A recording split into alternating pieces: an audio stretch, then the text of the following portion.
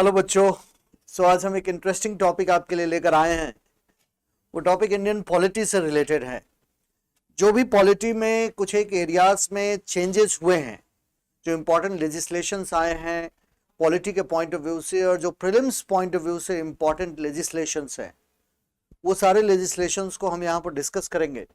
हमने कोशिश किया है कि जैसे पंचायती राज इंस्टीट्यूशंस, तो पंचायती राज से रिलेटेड जितने भी लेजिस्लेशंस आए हैं या जितने भी चेंजेस पिछले एक साल में न्यूज़ में रहे हैं, उनको हमने एक जगह करने की कोशिश की है, जिससे प्रीलिम्स पॉइंट ऑफ व्यू से आपको चीज़ों को रिवाइज करने में आसानी हो जाए।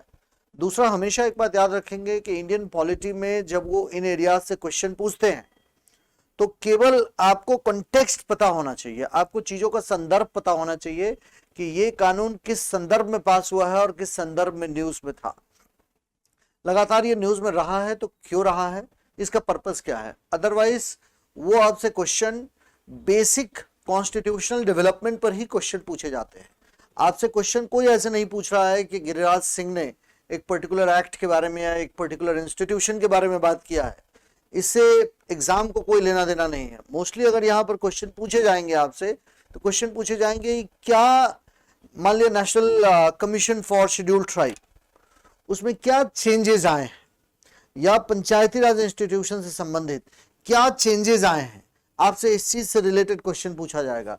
या मान लिया पूरे साल भर में कहीं पंचायत इलेक्शन से रिलेटेड कोई न्यूज बार बार आया हो, कोर्ट के सामने आया हो, या किसी भी वजह से वो लगातार न्यूज में रहा हो, तो क्वेश्चन नॉर्मली आपसे कैसे पूछे जाते हैं कि पंचायत का कार्यकाल कितने वर्षों का होता है, स्टेटमेंट आपको दे देंगे। कितने दिनों में इलेक्शन करवाने की आवश्यकता होती है, अगर 6 महीने से कम डिस्टेंस, अगर 6 महीने से कम टाइमिंग हो तो क्या कंडीशंस हो सकते हैं। मतलब बेसिकली आपसे जो क्वेश्चन पूछे जाएंगे वो क्वेश्चन ट्रेडिशनल एरिया से पूछे जाएंगे, लेकिन क्वेश्चन पूछने में इस बात का खास ख्याल रखा जाता है कि क्वेश्चन किस कंटेक्स्ट में परिवर्तन आए हैं। तो जैसे फॉर एग्जांपल पंचायत के इलेक्शन से रिलेटेड क्वेश्चन पूछा जा सकता है। कंटेक्स्ट आपको केवल ये पता होना चाहिए कि पूरे साल भर में ये न्यूज में रहा है, किन किन कारणों से न्यूज में रहा है। अगर ये आपको पता है तो उन डेवलपमेंट को ट्रैक करना आपके लिए बहुत आसान हो जाएगा। जैसे अगर मान लिया कंप्ट्रोलर एंड ऑडिटर जनरल अगर कैग न्यूज में है, तो कैग से रिलेटेड ये नहीं पूछेंगे कि कैग क्यों न्यूज में है, वो आपसे पूछेंगे कि कैग के फंक्शंस क्या होते हैं। वो आपसे सीधे सीधे आर्टिकल से रिलेटेड क्वेश्चन भी नहीं पूछने जा रहे हैं, कैग के फंक्शन से रिलेटेड क्वेश्चन पूछा जाएगा, या पूछा जाएगा कि कैग किस तरीके का ऑडिट करता है, कैग का क्या काम होता है। या आपसे क्वेश्चन पूछे जा सकते हैं कि भारत का कैग, क्या भारत का संविधान एक सिंगल कैग की बात करता है, सिंगल सीएजी की बात करता है, या भारत का संविधान एक मल्टी मेंबर सीएजी बॉडी की बात करता है, कंप्ट्रोलर ऑडिटर जनरल बॉडी की बात करता है। जैसे भारत का संविधान इलेक्शन कमीशन के बारे में बात करता है, तो भारत का संविधान एक सिंगल मेंबर इलेक्शन कमीशन के बारे में बात करता है या मल्टी मेंबर इलेक्शन कमीशन के बारे में बात करता है। वो आपसे क्वेश्चन पूछ सकते हैं कि अगर कैग को एक मल्टी मेंबर बॉडी बनाया जाना है तो उसके लिए क्या किए जाने चाहिए, भारत का संविधान क्या कहता है इस संदर्भ में। तो अगर आप क्वेश्चंस देखेंगे प्रीवियस ईयर्स क्वेश्चन पेपर, मैं हमेशा जब स्टूडेंट को पढ़ाता हूं तो मेरी एक एडवाइस बहुत कॉमन होती है कि आप कोई भी सब्जेक्ट पढ़ने से पहले प्रीवियस ईयर्स क्वेश्चन पेपर जरूर देखिए। पुराने वर्षों का पेपर देखने का फायदा क्या होगा आपके लिए, पुराने वर्षों का अगर आप फायदा देखेंगे तो आपके लिए सबसे अच्छी बात क्या होगी कि आपको प्रिसाइजली ये पता होगा कि एग्जाम पॉइंट ऑफ व्यू से क्या इंपॉर्टेंट है और एग्जाम पॉइंट ऑफ व्यू से क्या इंपॉर्टेंट नहीं है। मतलब अगर एग्जाम पॉइंट ऑफ व्यू से एक पर्टिकुलर टॉपिक इंपॉर्टेंट है, पंचायती राज इंस्टीट्यूशन में एग्जाम पॉइंट ऑफ व्यू से कैसे क्वेश्चन पूछे जा सकते हैं यह आपको पता होना चाहिए। तो इसलिए यह बात हमेशा याद रखेंगे कि आपको सारी बातें नहीं जाननी होती है, आपको वो जानना होता है जो एग्जाम पॉइंट ऑफ व्यू से इंपॉर्टेंट है। जैसे फॉर एग्जांपल अगर पंचायती राज इंस्टीट्यूशन है तो पंचायती राज इंस्टीट्यूशन से रिलेटेड सारे प्रोविजन आपके लिए याद रखना मुश्किल है, लेकिन अगर आपने करंट अफेयर्स में यह ध्यान में रखा है कि क्या चेंजेस आए हैं, पंचायती राज इंस्टीट्यूशन के क्या कौन से प्रावधान लगातार न्यूज में रहे, तो आपके लिए क्वेश्चन को टैकल करना आसान हो जाता है। इसीलिए प्रीवियस ईयर्स क्वेश्चन पेपर देखना आपके एग्जाम में बहुत फायदेमंद है। इनफैक्ट मैं ये मानता हूं कि बिना प्रीवियस ईयर क्वेश्चन पेपर देखे हुए एग्जाम की तैयारी होना बहुत मुश्किल है और बहुत चैलेंजिंग काम है, तो इसलिए प्रीवियस ईयर्स क्वेश्चन पेपर को देखकर ही तैयारी करनी है। तो मैं यहां आपसे जितनी बातें डिस्कस करूंगा उन क्वेश्चन पेपर को ध्यान में रखते हुए मैं आपके साथ डिस्कस करूंगा कि कौन सी इंफॉर्मेशन आपको पढ़ने हैं। जो मोस्ट इंपॉर्टेंट इंफॉर्मेशन होगा उन्हीं इंफॉर्मेशन को मैं यहां पर अंडरलाइन करने की कोशिश करूंगा कि करंट अफेयर्स में कौन सी चीजें एक्सट्रीमली इंपॉर्टेंट रही हैं एग्जामिनेशन पॉइंट ऑफ व्यू से। तो फर्स्ट टॉपिक है जो लगातार न्यूज में पिछले एक साल में रहा है। मैं यहां पर मैंने मेंशन किया है कि पंचायती राज मंत्रालय द्वारा संशोधित ग्रामीण क्षेत्र विकास योजना निर्माण और कार्यान्वयन के दिशा निर्देश जारी किए गए हैं। तो ये ग्रामीण क्षेत्र विकास योजना निर्माण और कार्यान्वयन के दिशा निर्देश क्या हैं? तो बेसिकली अगर आप इसके दिशा निर्देशों को जानने की कोशिश करेंगे तो आपको दो बातें यहां समझ में आएंगी। पहला, लैंड का ऑप्टिमम यूज कैसे हो सकता है, ग्रामीण एरियाज में लैंड का बेहतर तरीके से यूज कैसे किया जा सकता है। क्योंकि हिंदुस्तान में एक बड़ा चैलेंज देखने को यह आया है कि हिंदुस्तान में बड़ा अनइवन शहरीकरण हो रहा है। लगातार ग्रामीण एरियाज से शहरी एरियाज में जो लोग पहुंच रहे हैं तो वहां अनइवन डेवलपमेंट देखने को मिल रहा है और लैंड का बहुत जुडिशियस यूज हमें देखने को नहीं मिल रहा है। तो इस चीज पर भारत के पूर्व राष्ट्रपति डॉक्टर एपीजे अब्दुल कलाम ने प्यूरा का कंसेप्ट दिया था। उन्होंने ये कहा था कि providing urban amenities in rural areas, उसको बोलते हैं प्रोवाइडिंग अर्बन अम्यूनिटीज। ये सीबीएसई सिविल सर्विसेज एग्जाम में क्वेश्चन पूछा जा चुका है प्यूरा से रिलेटेड।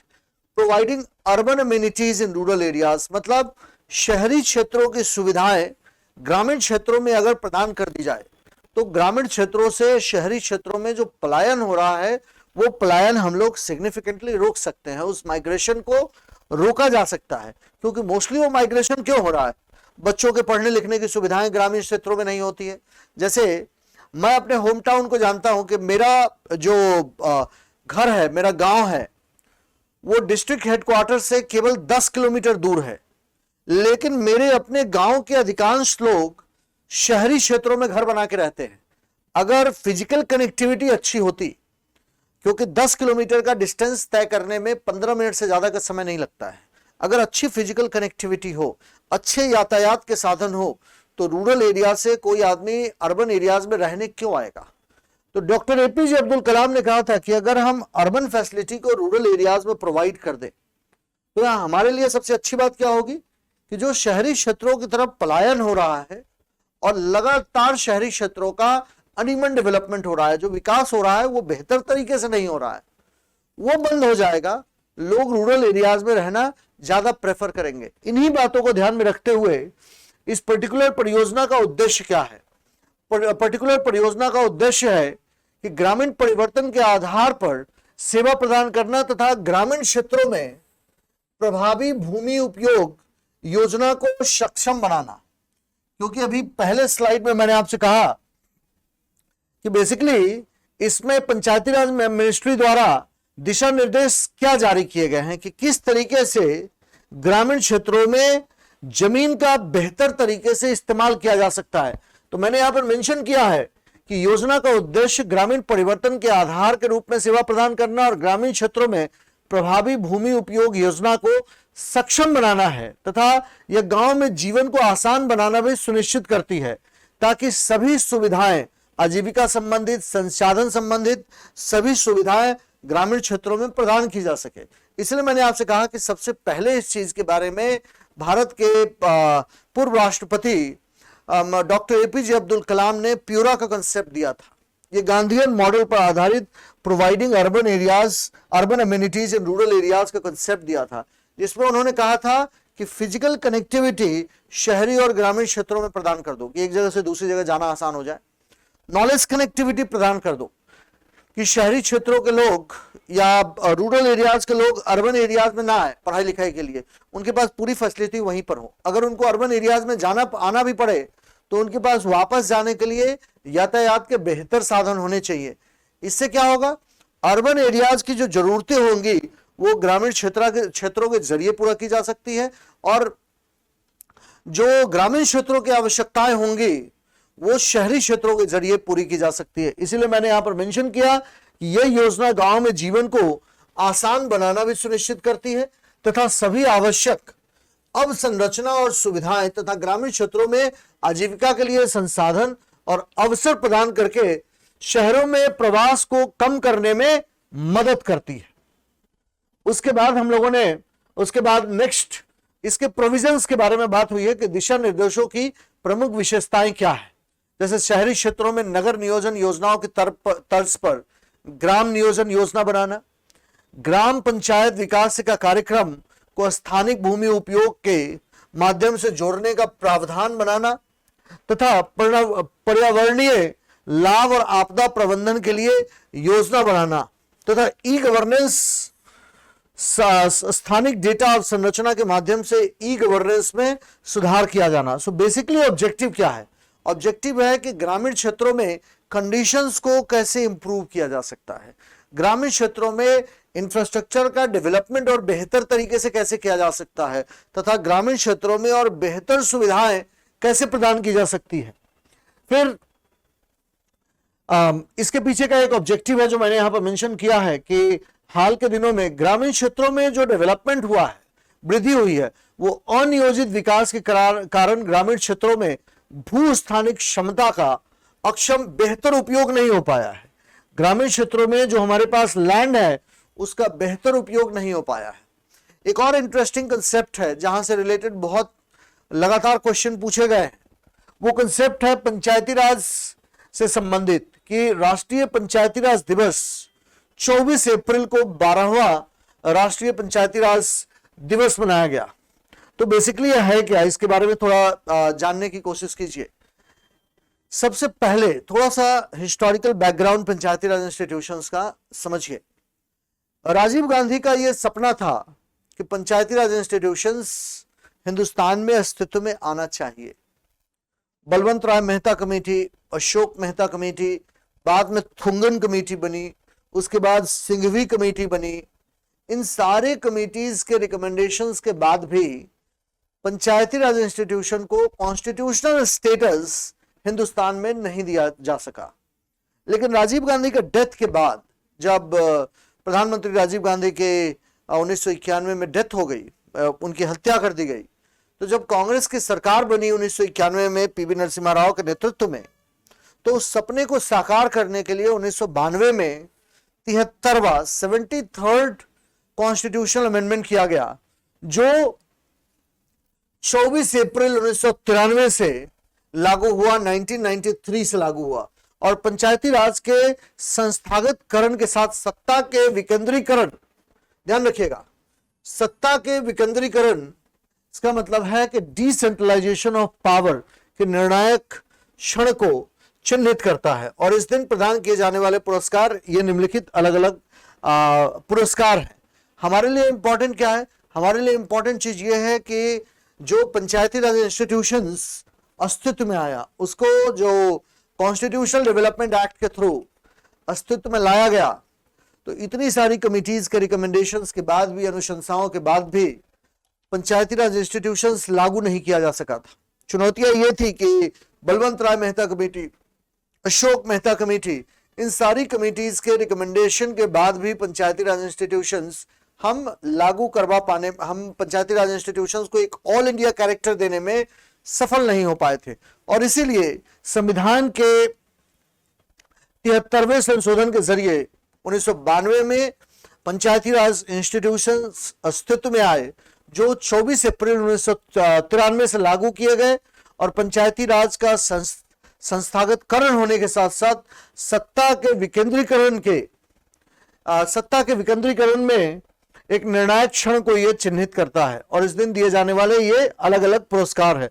दीनदयाल उपाध्याय पंचायत सशक्तिकरण पुरस्कार, नानाजी देशमुख गौरव ग्राम सभा पुरस्कार, बाल सुलभ ग्राम पंचायत पुरस्कार। इसमें से मैक्सिमम पुरस्कार ऐसे हैं जो आप देख करके अगर कभी एग्जाम में पूछे जाते हैं तो आपको पता चल जाएगा कि ये पंचायती राज से रिलेटेड डेवलपमेंट्स हैं और पंचायती राज से रिलेटेड प्राइजेस हैं। उसके बाद मैंने यहां पर मेंशन किया है कि अनुच्छेद 40 में, यह बात ध्यान में रखिएगा कि पंचायती राज इंस्टीट्यूशंस, अनुच्छेद 40 में पंचायती व्यवस्था का प्रावधान किया गया था। अब यहां थोड़ी सी हिस्ट्री समझिए कि क्यों अनुच्छेद 40 में पंचायती व्यवस्था का विकास किया गया था और भारत की आजादी के बाद ही पंचायती राज इंस्टीट्यूशंस को क्यों नहीं हमने एक संवैधानिक रूप दे दिया, हमने एक संस्था का रूप दे दिया। उसके पीछे का रीजन यह था कि गांधी और अंबेडकर के बीच में एक डिबेट हुआ था। एक तरफ डिबेट में इनफैक्ट नेहरू और अंबेडकर एक तरफ थे और नेहरू और अंबेडकर एक तरफ थे और गांधी एक तरफ थे। गांधी जी का यह कहना था कि हमें पंचायती राज इंस्टीट्यूशंस को हिंदुस्तान में लागू कर देना चाहिए। नेहरू और अंबेडकर दोनों एक आधुनिक सोच के इंसान थे। इनका ऐसा मानना था कि आज के समय में हिंदुस्तान इस बात के लिए तैयार नहीं है कि पंचायती राज इंस्टीट्यूशंस को एक संस्था का रूप दिया जा सके। तो बेसिकली इनका यह मानना था कि बेसिकली इनका यह मानना था कि पंचायती राज इंस्टीट्यूशंस को अभी हम अस्तित्व में नहीं ला सकते हैं। हमारे सामने चुनौती यह होगी कि जो पावरफुल समाज के वर्ग हैं वो और ज्यादा पावरफुल हो जाएंगे। नेहरू और अंबेडकर ये मानते थे कि हमारा जो विलेजेस का डेवलपमेंट अभी उस लेवल पर नहीं हुआ है कि हम पंचायती राज इंस्टीट्यूशंस को हिंदुस्तान में उस तरीके से इंट्रोड्यूस कर सके, उस तरीके से लागू कर सके जिस तरीके से गांधी चाहते हैं। दोनों मॉडर्निस्ट भी थे, तो दोनों they were greatly influenced by the knowledge, the prescriptions of world bank economist. जो विश्व बैंक के अर्थशास्त्रियों द्वारा दिया जाने वाला प्रिस्क्रिप्शन था, सुझाव था, दोनों उसको ज्यादा मानते थे। ये कारण था कि पंचायती राज इंस्टीट्यूशंस को हमने directive principles of state policy, राज्य के नीति निर्देशक तत्वों में शामिल किया, क्योंकि उस समय हम इस पोजीशन में नहीं थे कि हम पंचायती राज इंस्टीट्यूशंस को अस्तित्व में ला सकते थे। तो अनुच्छेद 40 में पंचायती राज व्यवस्था का प्रावधान किया गया। अनुच्छेद 246 ने राज्य विधानमंडल को स्थानीय स्वशासन से संबंधित किसी भी विषय के संबंध में कानून बनाने का अधिकार दिया। ध्यान रखिएगा, अनुच्छेद 246 ने राज्य विधानमंडल को स्थानीय स्वशासन से संबंधित किसी भी विषय के संबंध में कानून बनाने का अधिकार दिया गया। और बलवंत राय मेहता समिति ने देश में पंचायती राज व्यवस्था की स्थापना की सिफारिश की। अब थोड़ा सा बलवंत राय मेहता कमेटी के बारे में जानने से पहले आप ये जान लीजिए कि बलवंत राय मेहता समिति अस्तित्व में आई क्यों थी। तो बलवंत राय मेहता समिति अस्तित्व में इसलिए आई थी क्योंकि जो कम्युनिटी डेवलपमेंट प्रोग्राम हिंदुस्तान में 1952 में स्टार्ट हुआ था, हिंदुस्तान ने यह सोचते हुए कम्युनिटी डेवलपमेंट प्रोग्राम को 1952 में स्टार्ट किया था कि हम पूरी हिंदुस्तान से हम गरीबी को हटा देंगे। वास्तविकता कुछ और हुई। थोड़े समय में कम्युनिटी डेवलपमेंट प्रोग्राम फेल हो गया। जब प्लानिंग कमीशन ने ये एक कमेटी गठित की ये देखने के लिए कि क्यों कम्युनिटी डेवलपमेंट प्रोग्राम हिंदुस्तान में फ्लॉप हो गया, तो उस कमेटी ने ये रिकमेंड किया कि हमारी नौकरशाही आम जनता को विकासात्मक कार्यों में जोड़ने में असफल रही। तो हमारा जो मेनली डेवलपमेंट का मॉडल था वो मॉडल ब्यूरोक्रेसी लेड मॉडल था, नौकरशाही नेतृत्व प्रदान करती थी उस मॉडल में ब्यूरोक्रेसी, नौकरशाही लोगों को जोड़ने में नाकामयाब रही और इसीलिए कम्युनिटी डेवलपमेंट प्रोग्राम हिंदुस्तान में फ्लॉप कर गया। अब यहां दो बातें हुई। जब उन कारणों को जानने की कोशिश की गई कि क्यों वो फ्लॉप कर गया कम्युनिटी डेवलपमेंट प्रोग्राम, तो बलवंत राय मेहता कमेटी अस्तित्व में आई और उसने पहली बार देश में पंचायती राज व्यवस्था की स्थापना की सिफारिश की थी। और उसके बाद अशोक मेहता कमेटी बनी जिसके अंतर्गत यह कहा गया कि हिंदुस्तान में पंचायती राज सिस्टम को अस्तित्व में लाया जाए।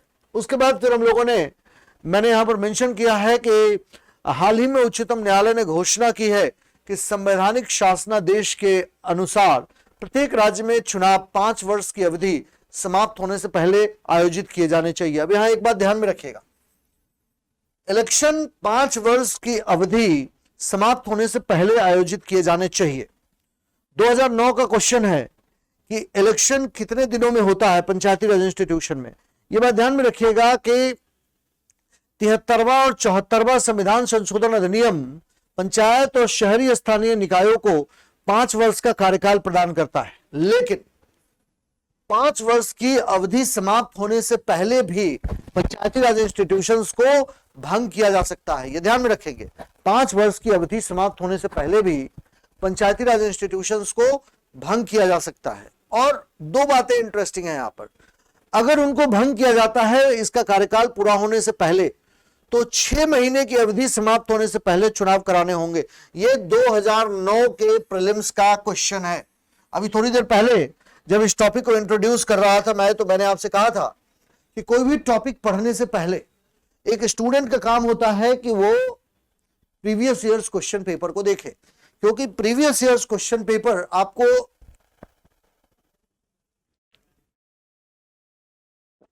बड़ा सिग्निफिकेंट आइडिया प्रोवाइड करता है।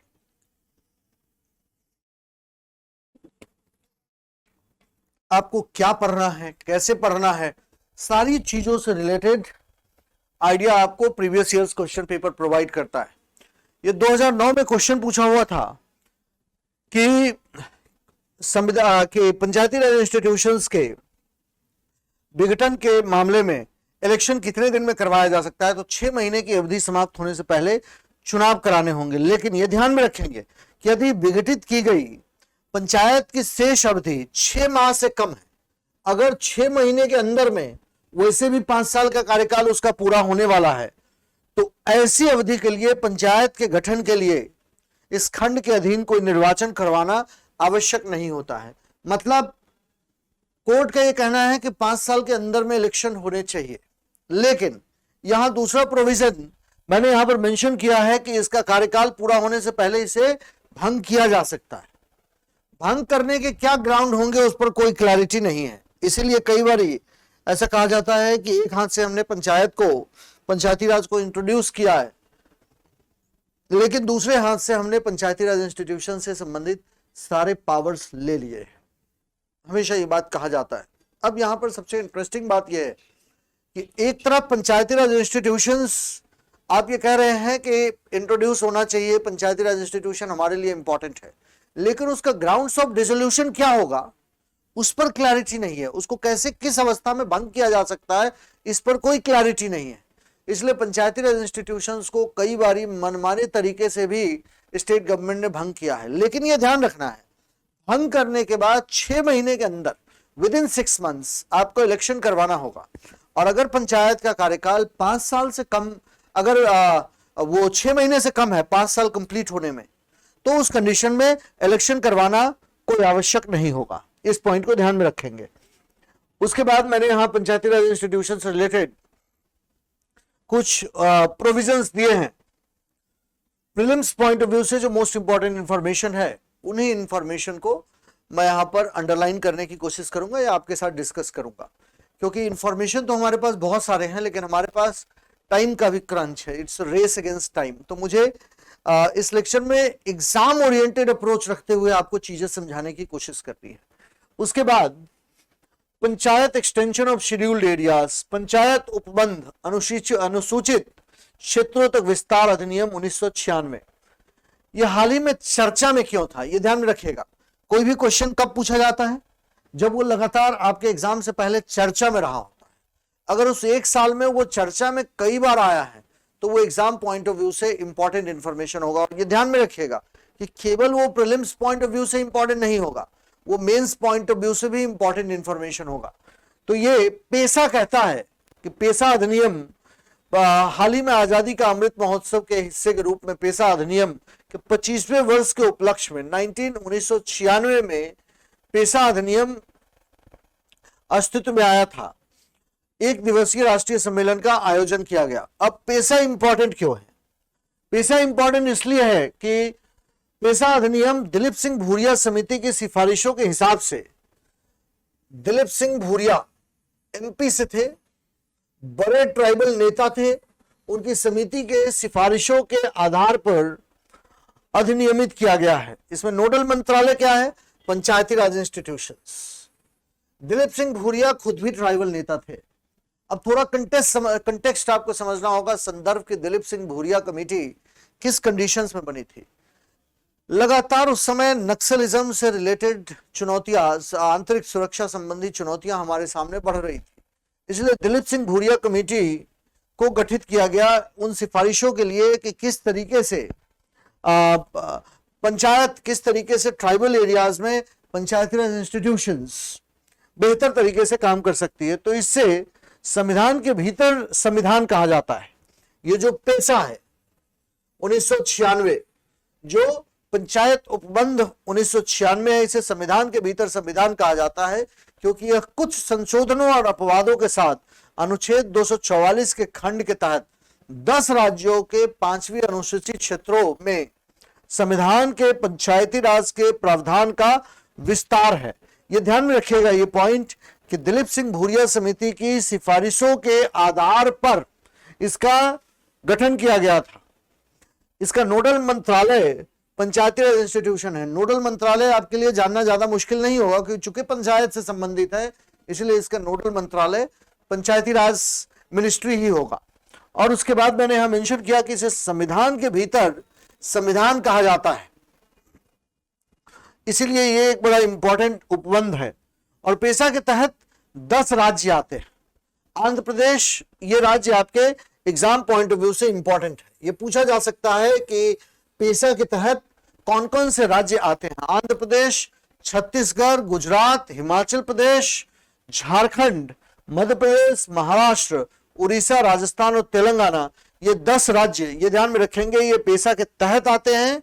और ये संविधान का अनुच्छेद 243 संविधान के भाग 9 से 5वीं अनुसूची के क्षेत्रों को छूट देता है। इसके तहत ये 10 राज्य आते हैं। और पंचायतों पर सभी पेशा के प्रावधान कौन कौन से हैं? पेशा से संबंधित क्वेश्चन प्रीलिम्स और मेंस दोनों में आ चुके हैं। क्यों पेशा से संबंधित क्वेश्चन प्रीलिम्स और मेंस दोनों में आ चुके हैं? क्योंकि ट्राइबल एरियाज में हमारे सामने मल्टीपल चैलेंजेस चल रहे हैं, इसलिए पेशा से संबंधित इंफॉर्मेशन, लगातार पेशा से संबंधित क्वेश्चन उन्होंने प्रीलिम्स, मेंस या आर्टिकल 243 से रिलेटेड क्वेश्चन उन्होंने मेंस के एग्जाम में पूछा है। तो मैंने यहां मेंशन किया है कि पंचायतों पर सभी राज्य विधान, प्रथागत कानून, सामाजिक और धार्मिक प्रथाओं तथा सामुदायिक संसाधनों के पारंपरिक प्रबंधन प्रथाओं के अनुरूप है। प्रत्येक गांव में एक अलग ग्राम सभा होती है, जिसमें ऐसे व्यक्ति होते हैं जिनके नाम ग्राम स्तर पर पंचायत के लिए मतदाता सूची में शामिल होता है। और बेसिकली पेशा के अंतर्गत प्रत्येक ग्राम सभा लोगों की परंपराओं, रीति रिवाजों और उनकी सांस्कृतिक पहचान, सामुदायिक संसाधनों, विवाद समाधान के प्रथागत तरीके की रक्षा और संरक्षण करते हैं। एंड शहरी स्थानीय निकाय, इसके बारे में हम लोगों ने अभी थोड़ी देर पहले डिस्कस किया 73rd और 74th कॉन्स्टिट्यूशन के बारे में। So urban local bodies, Delhi नगर निगम अधिनियम 2022 को दिल्ली के 3 नगर नियमों को पुनः एकीकरण के लिए अधिनियमित किया गया था, इसीलिए ये लगातार न्यूज में था। और इससे रिलेटेड कुछ प्रोविजन है कि ये भारत में शहरी स्थानीय स्तर की सरकारें हैं। ध्यान में रखेंगे इन पॉइंट्स को जो मैं अंडरलाइन कर रहा हूं। यह भारत में शहरी स्थानीय स्तर की सरकारें हैं जो 10 लाख से अधिक आबादी वाले किसी भी महानगर के विकास के लिए, जो 10 लाख से अधिक आबादी वाले किसी भी महानगर के विकास के लिए काम करती है। इसे महानगर पालिका, इन पॉइंट्स को ध्यान में रखेंगे, इसे महानगर पालिका, नगर पालिका, नगर निगम आदि के रूप में जाना जाता है। यह भारत में शहरी स्थानीय स्तर की सरकारें हैं जो 10 लाख से अधिक आबादी वाले किसी भी महानगर के विकास के लिए काम करती है। और यह राज्यों में संबंधित राज्य विधानसभाओं के अधिनियम द्वारा और केंद्र शासित प्रदेशों में संसद के अधिनियम द्वारा स्थापित किए जाते हैं। अस्तित्व में कैसे आए थे? 74वें संशोधन अधिनियम 1992 ने शहरी स्थानीय निकायों को एक सामान्य ढांचा प्रदान करने और मजबूत करने के लिए संविधान में भाग 9A को शामिल किया। यह नगर पालिकाओं के प्रशासन से संबंधित है। देन उसके बाद मैंने यहां पर मेंशन किया है कि यह अस्तित्व में कब आया, तो थोड़ा सा मैंने इसका हिस्टोरिकल बैकग्राउंड भी दिया है। हिस्टोरिकल बैकग्राउंड में यह ध्यान में रखिएगा कि पहला नगर निगम हिंदुस्तान में 1688 में मद्रास प्रोविंस में स्थापित किया गया था। उसके बाद 1726 में बंबई और कोलकाता में, पहले इसको कलकत्ता बोलते थे, इसी तरह के निगमों की स्थापना की गई थी। और राजस्व के स्रोत क्या है? संपत्ति कर, जल कर, व्यवसायिक कर, जल निकासी कर इत्यादि राज्य सरकार से निश्चित सहायता मिलती है। चुनाव, अब यहां पर एक ध्यान में रखने की चीज है, लॉर्ड रिपन। लॉर्ड रिपन हमारे लिए क्यों इंपॉर्टेंट है? दो बातों को याद में रखेंगे। पहला, चार्ल्स मेटकाफ। चार्ल्स मेटकाफ कौन है? तो चार्ल्स मेटकाफ ने सबसे पहले यह कहा था कि Indian villages self sufficient Republic है। चार्ल्स मेटकाफ ने कहा था कि दिल्ली में एक मेटकाफ हाउस है। जब आप दिल्ली यूनिवर्सिटी, जब आप इंद्रप्रस्था कॉलेज से कश्मीरी गेट की तरफ आएंगे तो रास्ते में मेटकाफ हाउस पड़ता है। तो चार्ल्स मेटकाफ ने कहा क्या था कि इंडियन विलेजेस एक सेल्फ सफिशिएंट रिपब्लिक हैं। मतलब इंडियन विलेजेस को किसी भी बाहरी स्रोतों से धन की आवश्यकता नहीं पड़ती है। जो भी इंडियन विलेजेस अपने 3-4 गांवों का क्लस्टर होता है, उन गांवों में जो वो जाते हैं, जो प्रोड्यूस करते हैं, उतने से उनका काम चल जाता है। वो एक सेल्फ सफिशिएंट विलेजेस होते हैं। तो उसके बाद लॉर्ड रिपन को कहा जाता है भारत में father of local self government. Lord Ripon को कहते हैं। 1980 से लेकर 1984 के बीच में लॉर्ड रिपन का कार्यकाल था और भारत के वायसराय ने नगर निगम चुनाव की शुरुआत की थी। इसीलिए मैंने यहां पर मेंशन किया है कि लॉर्ड रिपन को भारत में स्थानीय स्वशासन के जनक के रूप में जाना जाता है। लॉर्ड रिपन को स्थानीय स्वशासन के जनक के रूप में जाना जाता है। लॉर्ड रिपन को father of local self government कहते हैं और इसके सदस्य प्रत्यक्ष रूप से लोगों द्वारा चुने जाते हैं और वो पार्षद कहलाते हैं। आज के डेट में क्या कंडीशन है? इसके सदस्य लोगों द्वारा चुने जाते हैं और उनको पार्षद कहा जाता है। बहुत पावरफुल होते हैं आज के डेट में। डेवलपमेंट से रिलेटेड वर्क्स में इनका बड़ा सिग्निफिकेंट रोल होता है। तो लॉर्ड रिपन 1880 से 84 तक इन्होंने भारत के वायसराय थे। नगर निगम चुनाव की शुरुआत की तथा भारत में स्थानीय स्वशासन के जनक के रूप में लॉर्ड रिपन को जाना जाता है। देन अनुसूचित जाति और जनजातीय क्षेत्र, जो एक पर्टिकुलर एरिया से रिलेटेड टॉपिक्स हैं, उनको हमने एक जगह क्लब करने की कोशिश की है। तो आपके लिए इसको समझना बड़ा आसान हो जाएगा। आपके लिए चीजें बहुत चैलेंजिंग नहीं रहेंगी। आपको बेसिकली ये पता चल जाएगा कि डेवलपमेंट हुए कैसे हैं। और एग्जाम में हमेशा एक बात याद रखना है, एग्जाम में क्वेश्चन सॉल्व करना, पास करना, it's a function of your knowledge, it's a function of your skill more than knowledge. Knowledge important है, नॉलेज के साथ साथ स्किल भी सिविल सर्विसेज एग्जाम में इक्वली इंपॉर्टेंट है। जैसे अगर आपको प्रीवियस ईयर्स क्वेश्चन पेपर नहीं पता है तो जितनी बातें मैंने आपसे कही है वो सब कुछ आपके लिए इंपॉर्टेंट न्यूज हो जाएगा। लेकिन अगर आपको प्रीवियस ईयर्स क्वेश्चन पेपर पता है तो क्या इंपॉर्टेंट है और क्या इंपॉर्टेंट नहीं है ये प्रिसाइजली आपको पता लग सकता है।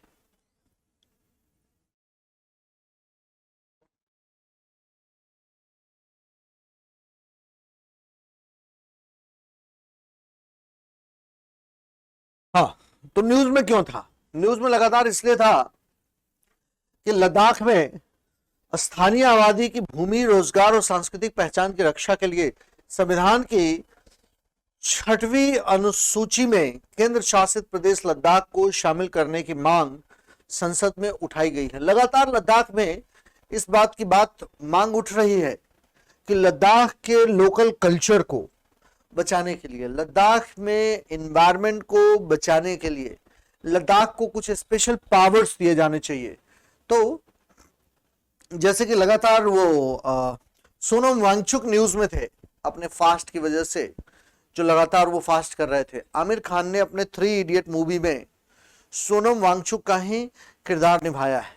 तो जो फुनसुक वांगडू का उन्होंने रोल उसमें निभाया है। तो लगातार ये बात चल रही है कि लद्दाख को कुछ स्पेशल पावर्स दिए जाने चाहिए लद्दाख के एनवायरनमेंट को प्रोटेक्ट करने के लिए, लद्दाख में लोगों के राइट्स को, अधिकारों को प्रोटेक्ट करने के लिए। तो मैंने यहां पर मेंशन किया है कि अनुच्छेद 244 के तहत छठी अनुसूची स्वायत्त प्रशासनिक प्रभागों, स्वायत्त जिला परिषदों के गठन का प्रावधान करती है, जिनके पास राज्य के भीतर कुछ विधायी, न्यायिक और प्रशासनिक स्वायत्ता है। इसमें असम, मेघालय, त्रिपुरा और मिजोरम के 4 उत्तर पूर्व के राज्यों में जनजातीय क्षेत्रों के प्रशासन के लिए विशेष प्रावधान है। यह ध्यान में रखिएगा। अनुच्छेद 244 के तहत 6th शेड्यूल कुछ ऑटोनॉमी प्रोवाइड करती है एडमिनिस्ट्रेटिव मैटर्स में। और किनको ऑटोनॉमी प्रोवाइड करती है? इसमें असम, मेघालय, त्रिपुरा और मिजोरम के रूप में 4 उत्तर पूर्वी राज्यों में जनजातीय क्षेत्रों के प्रशासन के लिए विशेष प्रावधान है, जिनमें इन 4 राज्यों में, ध्यान में रखेंगे, इन चारों राज्यों के नाम आपसे पूछे जा सकते हैं। 6th शेड्यूल से संबंधित इन 4 राज्यों में जनजातीय क्षेत्रों को स्वायत्त जिला के रूप में गठित किया गया है। राज्यपाल को स्वायत्त जिलों को संगठित और पुनर्गठित करने का अधिकार है। इस संबंध में निर्देशन की शक्ति या तो राष्ट्रपति या राज्यपाल के पास होती है। कंटेक्स्ट बेसिकली याद रखेंगे। कंटेक्स्ट क्या है?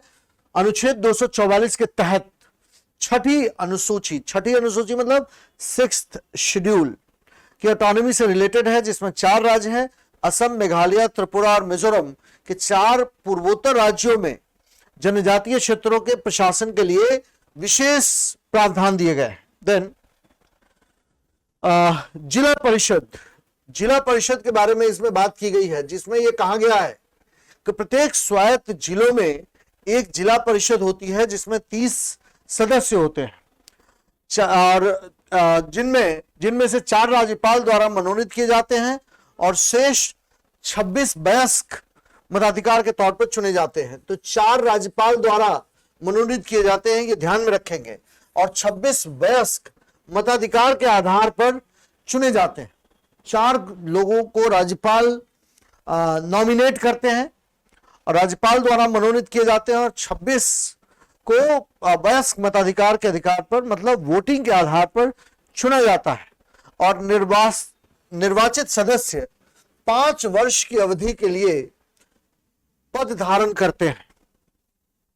प्रत्येक स्वायत्त क्षेत्र की एक अलग क्षेत्रीय परिषद भी होती है, यह ध्यान में रखेंगे। प्रत्येक स्वायत्त क्षेत्र की एक अलग क्षेत्रीय परिषद भी होती है। देन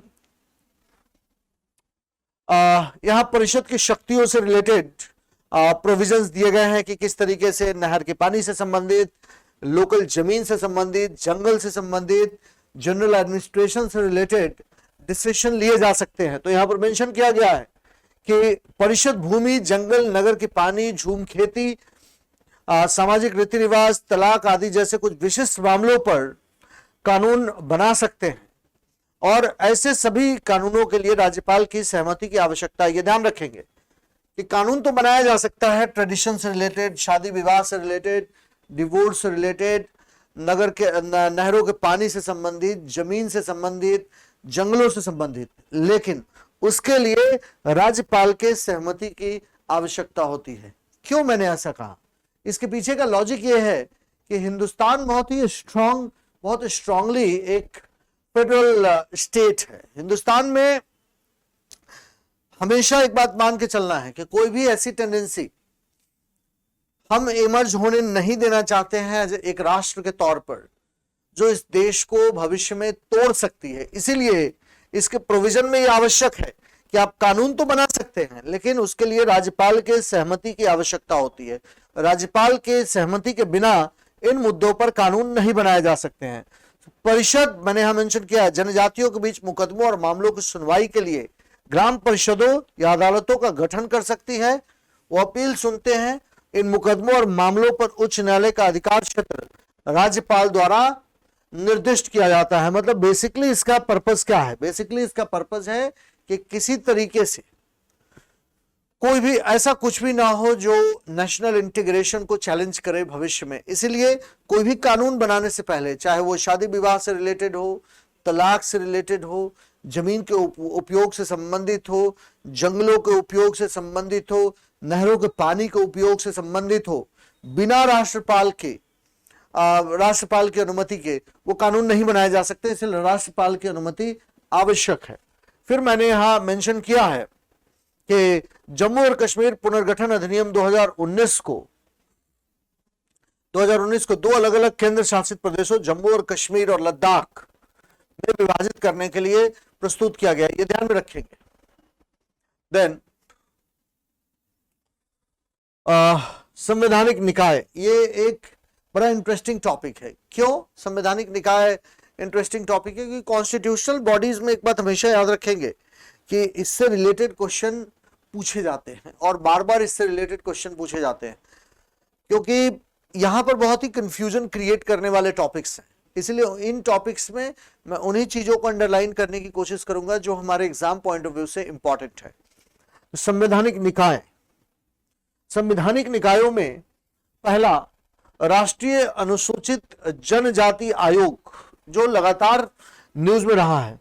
हाँ, इससे रिलेटेड पहले ये समझ लीजिए कि इसके बारे में एक जो ट्रेडिशनल इंफॉर्मेशन है कि यह एक संवैधानिक निकाय है, ये ध्यान में रखेंगे।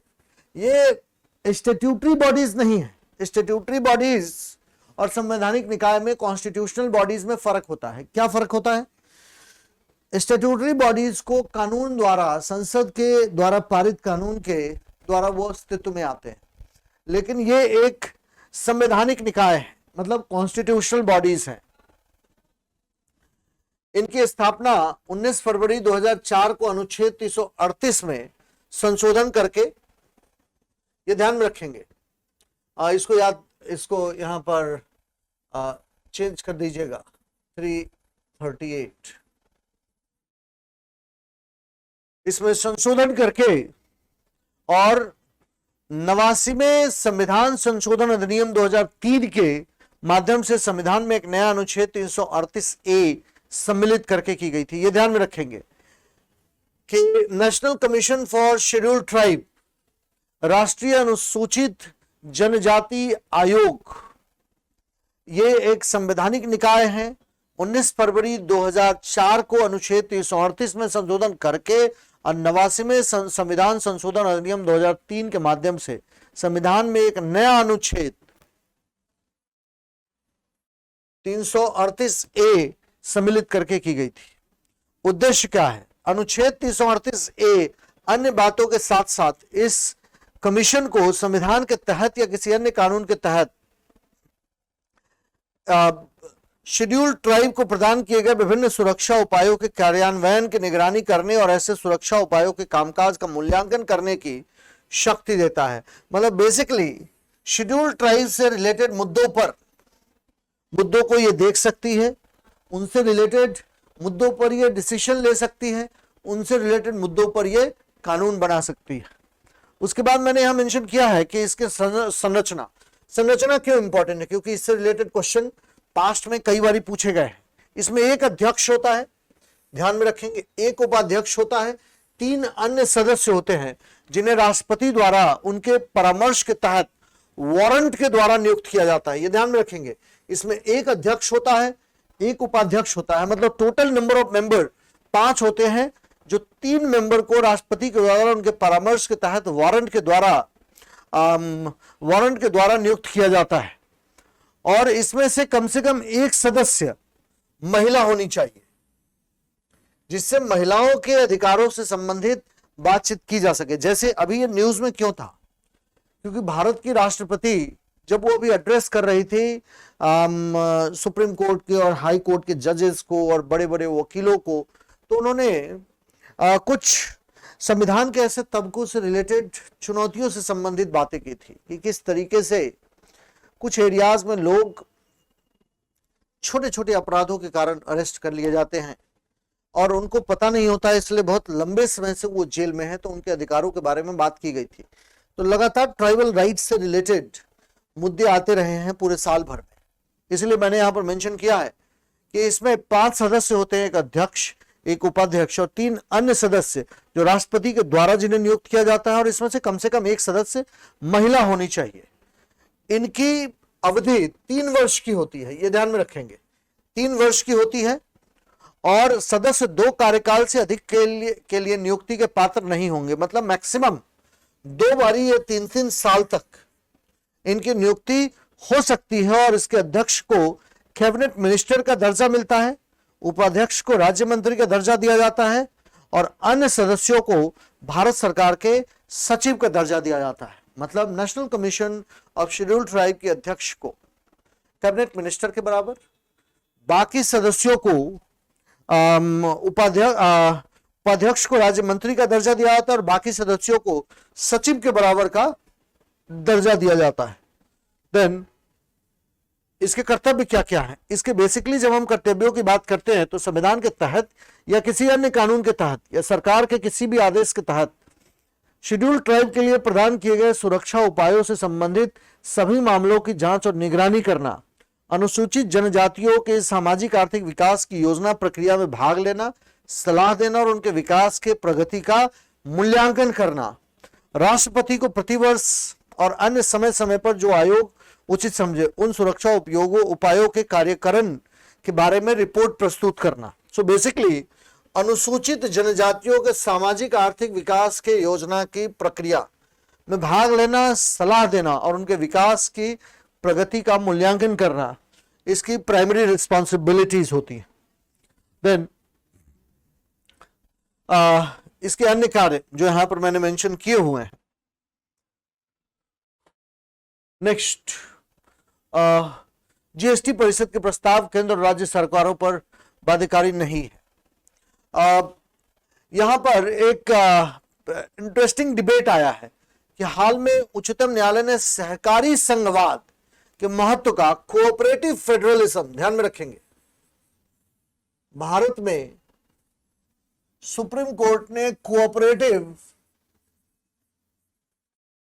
फेडरलिज्म की बात की और कहा है कि जो भारत का संघवाद है वो भारत का संघवाद सहकारी संघवाद है या कोऑपरेटिव फेडरलिज्म है, जिसमें स्टेट और राज्य दोनों के बीच में कोऑपरेशन, सहयोग आवश्यक है।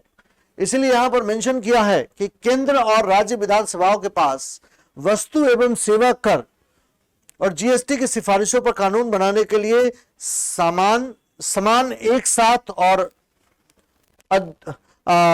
अद्वितीय शक्तियां हैं और जीएसटी परिषद की सिफारिशें उन पर बाध्यकारी नहीं है। उसके बाद मैंने यहां पर मेंशन किया है जीएसटी परिषद के बारे में, इसमें डिटेल में देख लीजिएगा। ये इंफॉर्मेशन आपके सामने कई बारी आया होगा पूरे साल भर में। हाँ, इंटरस्टेट काउंसिल, अंतरराज्यीय परिषद क्या है? अंतरराज्यीय परिषद न्यूज में रहे हैं और इससे रिलेटेड क्या क्वेश्चन पूछे जा सकते हैं। तो जोनल काउंसिल से रिलेटेड पास्ट में क्वेश्चन पूछा गया है कि क्षेत्रीय परिषदों से रिलेटेड क्वेश्चन पूछे गए हैं, कंसीडर द फॉलोइंग स्टेटमेंट में। उसी तरीके से अंतरराज्यीय परिषदों से रिलेटेड क्वेश्चन पूछे जा सकते हैं।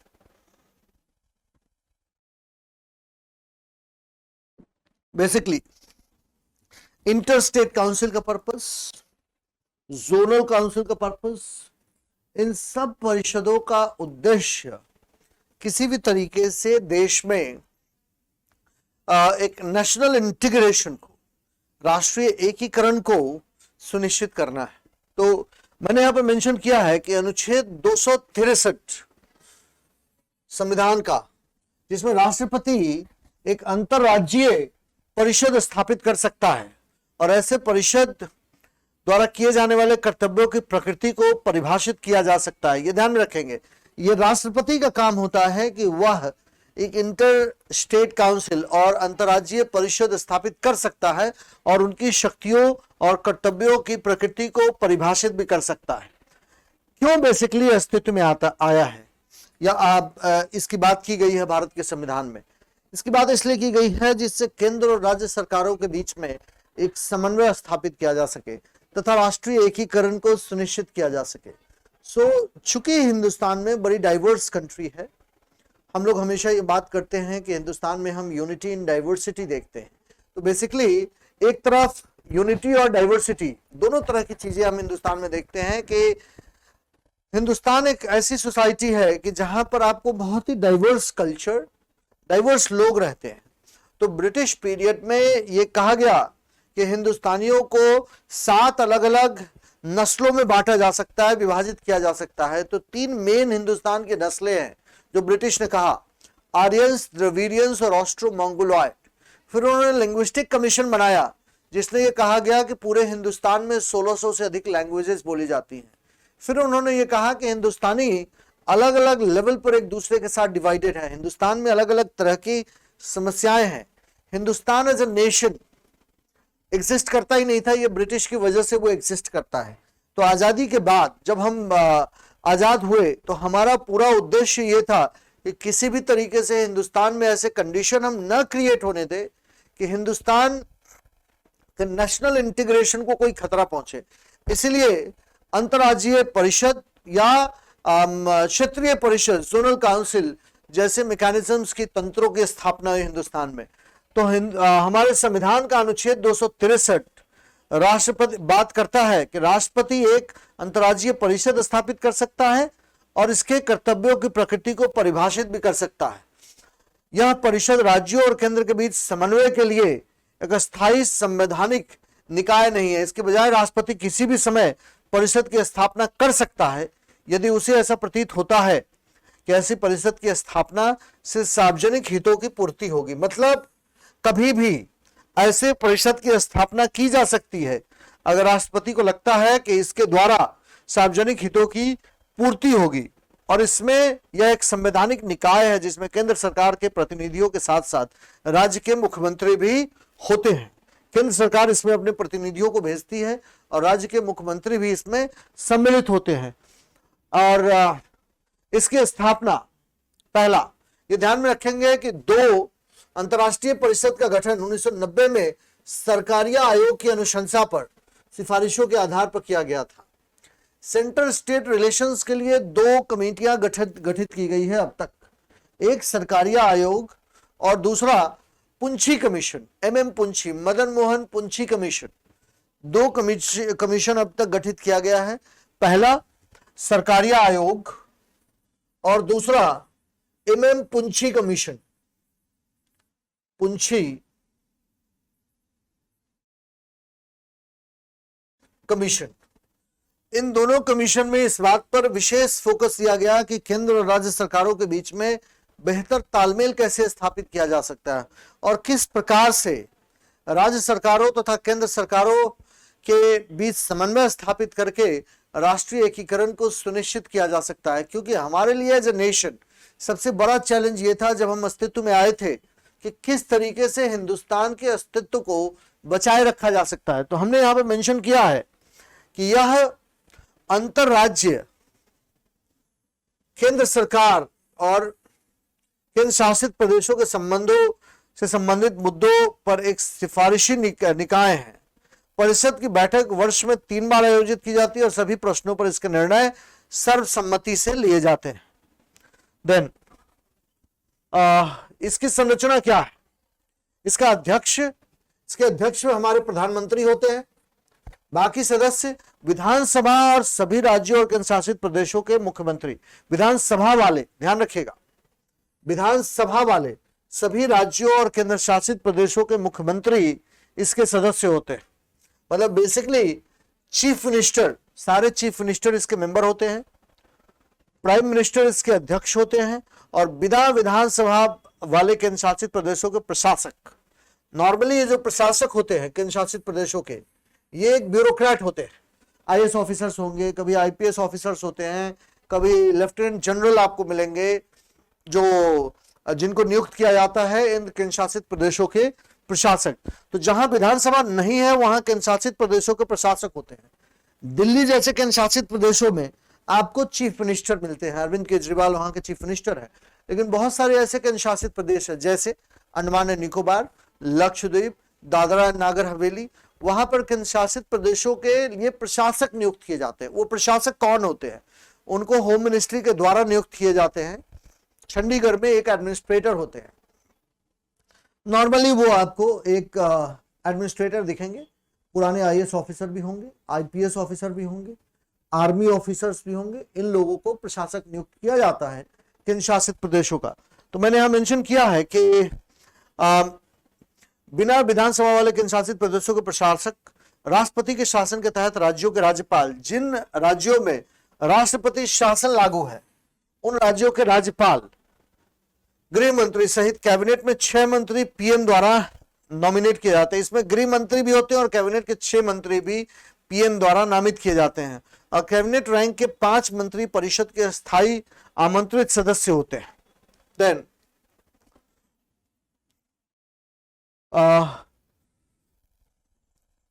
नेक्स्ट, ये तुषार मेहता से संबंधित है इसलिए इसको मैं स्किप कर रहा हूं। कैग, ये एक बड़ा इंपॉर्टेंट इंस्टीट्यूशन है हमारे लिए।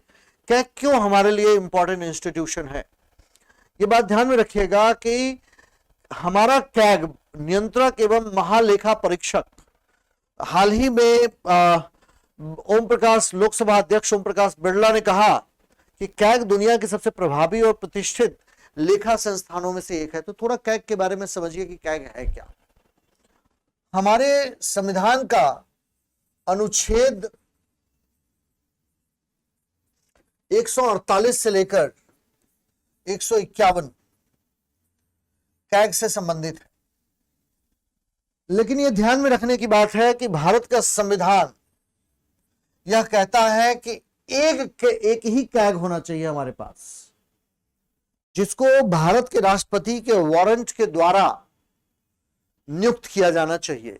एक कैग होना चाहिए, ऐसा भारत का संविधान कहता है, जिसको भारत के राष्ट्रपति के वारंट के द्वारा नियुक्त किया जाना चाहिए। इसका मतलब है कि कैग को अगर भारत सरकार मल्टी मेंबर, बहुसदस्यीय संस्था बनाना चाहती है तो इसके लिए संविधान में संशोधन आवश्यक है। बिना संवैधानिक संशोधन के भारत के कैग को बहुसदस्यीय संस्था नहीं बनाया जा सकता है, क्योंकि भारतीय संविधान ही एक सदस्यीय कैग के बारे में बात करता है। कैग के बेसिकली क्या काम होते हैं? कैग के 3 काम होते हैं। पहला, कैग का काम होता है कि किसी भी तरीके से जो पैसा, जिस पैसे की निकासी हुई है, क्या उस पैसे को उसी मद में खर्च किया गया है जिसके लिए उसकी निकासी हुई है? उस पैसे को जिसको निकासी करनी थी, क्या उसी ने निकासी किया है? और तीसरा, जितना पैसा खर्च किया जाना था, जितने पैसे की निकासी होनी थी, क्या उतने ही पैसे की निकासी हुई है? ये 3 बेसिकली कैग के ऑब्जेक्टिव होते हैं और इन्हीं तीनों कामों को कैग को पूरा करना होता है। तो मैंने यहां पर मेंशन किया है कि भारत के नियंत्रक और महालेखा प्रशिक्षक देश में राष्ट्रीय और राज्य सरकारों के खर्चों के बाहरी और आंतरिक लेखा परीक्षा के जिम्मेदार शीर्ष प्राधिकरण है। ध्यान में रखिएगा कि भारत का कैग मेनली ऑडिटिंग करता है। भारत का कैग पैसे को खर्च होने से पहले अस्तित्व में नहीं आता है। मान लिया 10,000 करोड़ रुपया किसी मद में खर्च किया गया है, जैसे सर्व शिक्षा अभियान के मद में अगर देश में 10,000 करोड़ रुपया खर्च किया गया है, तो कैग 10,000 रुपया खर्च करने से पहले अस्तित्व में, पिक्चर में नहीं आएगा, रादर वो तस्वीर में आएगा जब वो 10,000 करोड़ रुपया खर्च कर दिया गया है। तो इसीलिए कैग का एक क्रिटिसिज्म यह है कि भारत का कैग केवल लेखा परीक्षक के रूप में काम करता है, वो नियंत्रक के रूप में काम नहीं करता है, क्योंकि वो कुछ भी नियंत्रित करने का काम नहीं करता है। बेसिकली कैग संवैधानिक धन का संरक्षक होता है। और यहां एक और बात ध्यान में रखिएगा कि डॉक्टर भीमराव अंबेडकर ने यह कहा कि भारत का कैग भारत के सबसे महत्वपूर्ण संस्था है। ये सरकार के पर्स को, ये सार्वजनिक धन का संरक्षक होता है और ये सबसे महत्वपूर्ण संस्था है। यह पूरी वित्तीय प्रणाली को नियंत्रित करता है। यह केंद्र और राज्य के स्तर पर, दोनों स्तरों पर पूरी वित्तीय प्रणाली को नियंत्रित करता है। और यह कैग संसद की लोक लेखा समिति के मार्गदर्शक, मित्र और दार्शनिक के रूप में भी यह कार्य करता है। देन संवैधानिक प्रावधान, नियुक्ति और कार्यकाल क्या होता है? यहां मैंने मेंशन किया है कि अनुच्छेद 148 से 151 कैग के बारे में बात की गई है। नियुक्ति और कार्यकाल, भारत के राष्ट्रपति द्वारा कैग को नियुक्त किया जाता है। वह 6 वर्ष की अवधि तक या 65 वर्ष की आयु तक जो भी पहले हो पद धारण करता है। देन इसका कार्यकाल क्या होता है, तो वो मैंने आपको बता दिया कि बेसिकली वह भारत की संचित निधि, प्रत्येक राज्य की संचित निधि और विधानसभा वाले संघ राज्य क्षेत्र से सभी व्यय से संबंधित खातों का लेखा परीक्षण करता है। और सो बेसिकली इसका काम होता है, ये ध्यान में रखना है, कैग पिक्चर में तब आता है जब पैसा ऑलरेडी खर्च हो चुका है। इसलिए कहा जाता है कि भारत में नियंत्रक नहीं कहा जाना चाहिए कैग को। कैग तो केवल महालेखा परीक्षक है ना, ऑडिटर जनरल है। कैग को नियंत्रक नहीं कहा जा सकता है। जो भारत की आजादी से पहले कैग हुआ करता था ना, सीएजी, उसको नियंत्रक कहा जाता था, क्योंकि ब्रिटिश पीरियड में जो सीएजी हुआ करता था वो पैसे को खर्च होने से पहले ही पिक्चर में आता था और उसका बड़ा कंट्रोल होता था। वो सरकार के पर्स को कंट्रोल किया करता था। यहां ऐसा कुछ नहीं है, पैसा खर्च हो चुका है सर्व शिक्षा अभियान में, तब कैग पिक्चर में आएंगे। अभी पैसा तो खर्च हो चुका है ना, अब 10,000 करोड़ रुपए का मान लिया घोटाला ही हो गया, तो उसमें क्या ही लेना देना है कैग को। समझ रहे हैं आप मेरी बात? अब कैग पिक्चर में आकर के अगर ये बताता है कि घोटाला हुआ है तो भी क्या ही हो जाना है। तो खैर वह केंद्र राज्य के खातों से संबंधित अपनी ऑडिट रिपोर्ट राष्ट्रपति और राज्यपाल को प्रस्तुत करता है। राष्ट्रपति और केंद्र की रिपोर्ट राष्ट्रपति को और राज्य की रिपोर्ट राज्यपाल को, और 3 तरह के रिपोर्ट वो पेश करता है। देन गैर संवैधानिक निकाय, नॉन कॉन्स्टिट्यूशनल बॉडीज। पहला, भारतीय विशिष्ट पहचान प्राधिकरण UIDAI न्यूज में क्यों था? न्यूज में अब लगातार रहेगा, क्योंकि संसद में प्रस्तुत UIDAI के कामकाज पर कैग के ऑडिट में पाया गया कि संस्था के आधार डेटा वॉल्ट में संग्रहित डेटा असुरक्षित है। बेसिकली हमेशा भी ये न्यूज में रहेगा। हमारा आधार न्यूज में इसलिए रहेगा कि डेटा, आज के डेट में डेटा प्रोटेक्शन, हमारे निजता की सुरक्षा आज के समय में उसको चुनौती बहुत ज्यादा है। डेटा प्राइवेसी हमारे लिए बहुत आवश्यक हो गया है, क्योंकि लगातार साइबर सुरक्षा से संबंधित चुनौतियां बढ़ती जा रही है। चूंकि साइबर सुरक्षा से संबंधित चुनौतियां बढ़ती जा रही है, इसलिए डेटा की सुरक्षा हमारे लिए इंपॉर्टेंट हो जाती है। तो मैंने यहां पर मेंशन किया हुआ है, यह आधार वित्तीय और अन्य सब्सिडी लाभ और सेवाओं का लक्षित वितरण अधिनियम 2016 के प्रावधानों के तहत स्थापित एक वैधानिक प्राधिकरण है। ध्यान में रखिएगा, यह एक वैधानिक प्राधिकरण है जिसको संसद के एक्ट के द्वारा पारित किया गया। यह इलेक्ट्रॉनिक्स और सूचना प्रौद्योगिकी मंत्रालय के अधीन है। यह ध्यान में रखिएगा, ये पॉइंट, यह इलेक्ट्रॉनिक्स और सूचना प्रौद्योगिकी मंत्रालय के अधीन है तथा यह देश के प्रत्येक निवासी को आधार नामक 12 अंकों की विशिष्ट पहचान पत्र संख्या जारी करता है। हम में से मैक्सिमम लोगों का आधार नंबर अगर पूछा जाए तो मुझे लगता है मैक्सिमम लोगों को याद नहीं होगा, मुझे भी याद नहीं है। लेकिन अब मुझे लगता है कि नंबर शायद बड़ा इंपॉर्टेंट हो जाएगा फ्यूचर में, क्योंकि अमेरिका में ऐसे ही आपको एक सोशल सिक्योरिटी नंबर मिलता है, या सारे विकसित देशों में आपको एक सोशल सिक्योरिटी नंबर मिलता है जहां से आपके बारे में सारी बातें पता लगाई जा सकती हैं। इनफैक्ट वहां आपके नाम से, आपके फिंगरप्रिंट से सारी बातें पता लगाई जा सकती है। तो मुझे लगता है कि अगले 10 सालों में शायद हमारे यहां भी ये संभव हो जाएगा। लेकिन जैसे ही डेटा पब्लिक स्पेस में आएगा, साइबर स्पेस में आएगा, डेटा की सुरक्षा एक बड़ी चुनौती हो जानी है, इसमें कहीं से कोई डाउट नहीं। तो ये देखना इंटरेस्टिंग होगा कि हम निजता की सुरक्षा और डेटा की निजता, डेटा प्राइवेसी हम कैसे सुनिश्चित कर पाते हैं। तो इस पर बहुत सारी कमेटियां भी बनी है। जैसे एक कमेटी बनी है डेटा प्राइवेसी और डेटा सिक्योरिटी को लेकर के, BN श्रीकृष्ण कमेटी, ध्यान में रखिएगा, कहीं साथ में नोट कर लीजिए, BN श्रीकृष्ण कमेटी। एक बार मेंस में इससे रिलेटेड क्वेश्चन पूछा जा चुका है, BN श्रीकृष्ण कमेटी।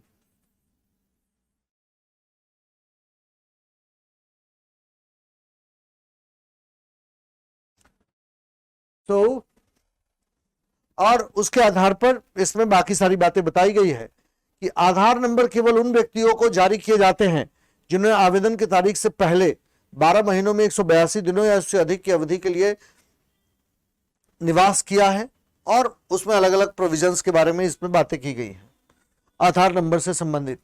सो डेटा सुरक्षा चुनौतियां क्या है? डेटा संग्रहण नीति का अभाव है हिंदुस्तान में, और डुप्लीकेशन, डेटा मिलान, इन सारे मुद्दों पर हमारे सामने चुनौतियां है। सो कुछ आधार संख्याओं को उनके धारकों की व्यक्तिगत जानकारी से संबंधित दस्तावेजों के साथ नहीं जोड़ा जाना।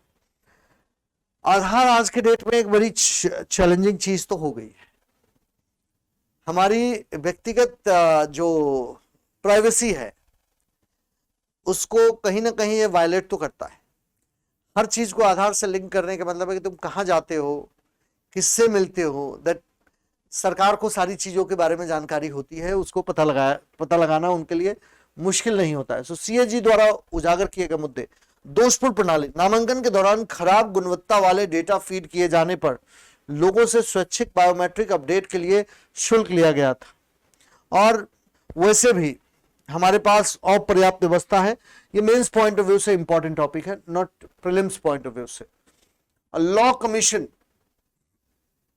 लॉ कमीशन के बारे में इसमें उच्च न्यायालय के सेवानिवृत्त मुख्य न्यायाधीश ऋतुराज अवस्थी को लॉ कमीशन का अध्यक्ष नियुक्त किया गया है, विधि आयोग का अध्यक्ष नियुक्त किया गया है। यह एक कार्यकारी निकाय है, ध्यान रखिएगा, यह भारत सरकार के आदेश द्वारा स्थापित यह एक कार्यकारी निकाय है, एग्जीक्यूटिव बॉडी है। यह गैर संवैधानिक निकाय है तथा यह विधि और न्याय मंत्रालय के सलाहकार निकाय के रूप में काम करता है। प्रथम विधि आयोग की स्थापना 1834 में चार्टर अधिनियम के द्वारा स्थापित की गई थी। आयोग मूल रूप से 1955 में गठित किया गया था और प्रत्येक 3 वर्ष में इनका गठन किया जाता है। ये पॉइंट इंटरेस्टिंग पॉइंट है। पहले विधि आयोग की अध्यक्षता लॉर्ड मैकॉले ने की थी, यह आपको ध्यान में रहेगा, और यह प्रत्येक 3 वर्ष में इसका गठन किया जाता है। ऋतुराज अवस्थी अभी चेयरमैन है। पहला जो विधि आयोग बना था वो 1833 के चार्टर अधिनियम के तहत 1834 में बना था, जिसकी अध्यक्षता लॉर्ड मैकॉलेज ने की थी, जिनके शिक्षा पद्धति हम आज भी फॉलो कर रहे हैं। और पहला यह आयोग मूल रूप से 1955 में गठित किया गया था और प्रत्येक 3 वर्ष में इसका पुनर्गठन किया जाता है।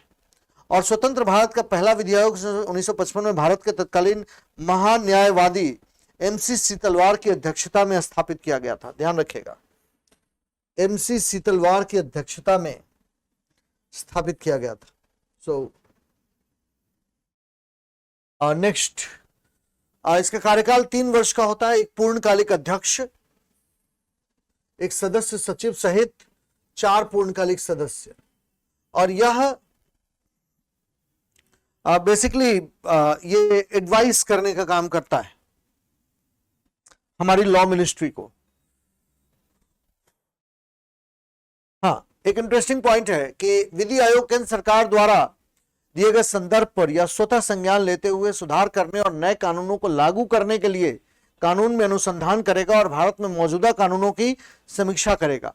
क्योंकि लगातार यह बात उठती रही है कि भारत में पुराने कानून हैं और ये पुराने कानून आज की चुनौतियों के हिसाब से मेल नहीं खाते हैं।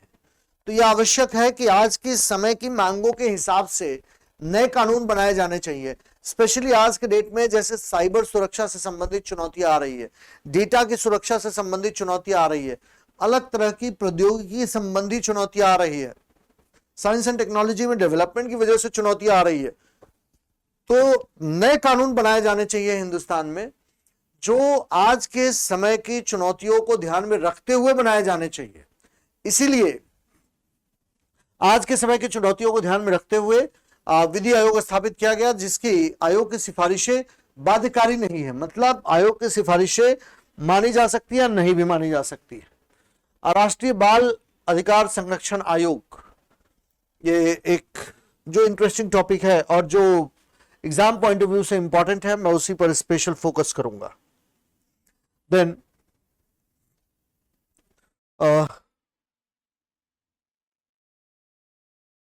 नेक्स्ट टॉपिक है राष्ट्रीय महिला आयोग। राष्ट्रीय महिला आयोग क्यों इंपॉर्टेंट है? क्योंकि हाल ही में आपराधिक कानून में संशोधन पर राष्ट्रीय महिला आयोग द्वारा आयोजित एक परामर्श में वक्ताओं के बीच इस बात पर सहमति थी कि वैवाहिक बलात्कार को अपराध घोषित किया जाना चाहिए। महिलाओं से संबंधित कोई भी मुद्दा हमारे लिए इंपॉर्टेंट हो जाता है। इंपॉर्टेंट क्या है? राष्ट्रीय महिला आयोग से संबंधित यह एक वैधानिक निकाय है, ध्यान में रखिएगा, जो आमतौर पर महिलाओं को प्रभावित करने वाले नीतिगत मामलों पर सरकार को सलाह देते हैं।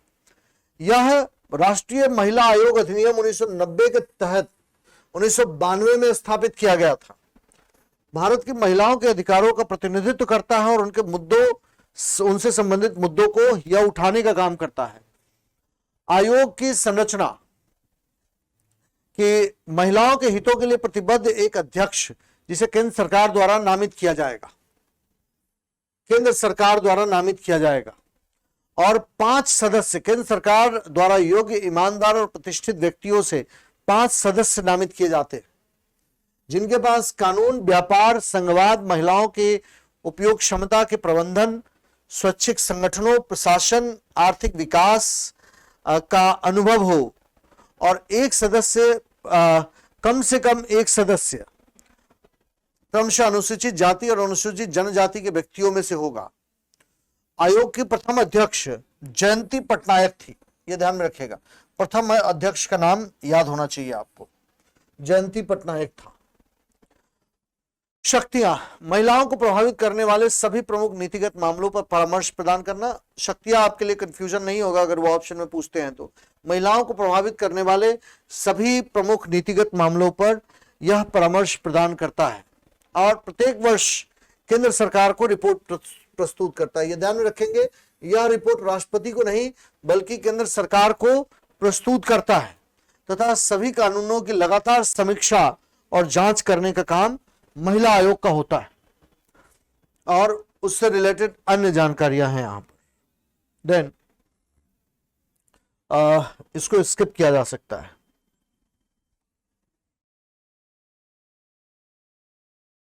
हाँ, केंद्रीय अन्वेषण ब्यूरो न्यूज में क्यों था? ये ध्यान में रखेंगे कि इसकी स्थापना दिल्ली विशेष पुलिस स्थापना अधिनियम,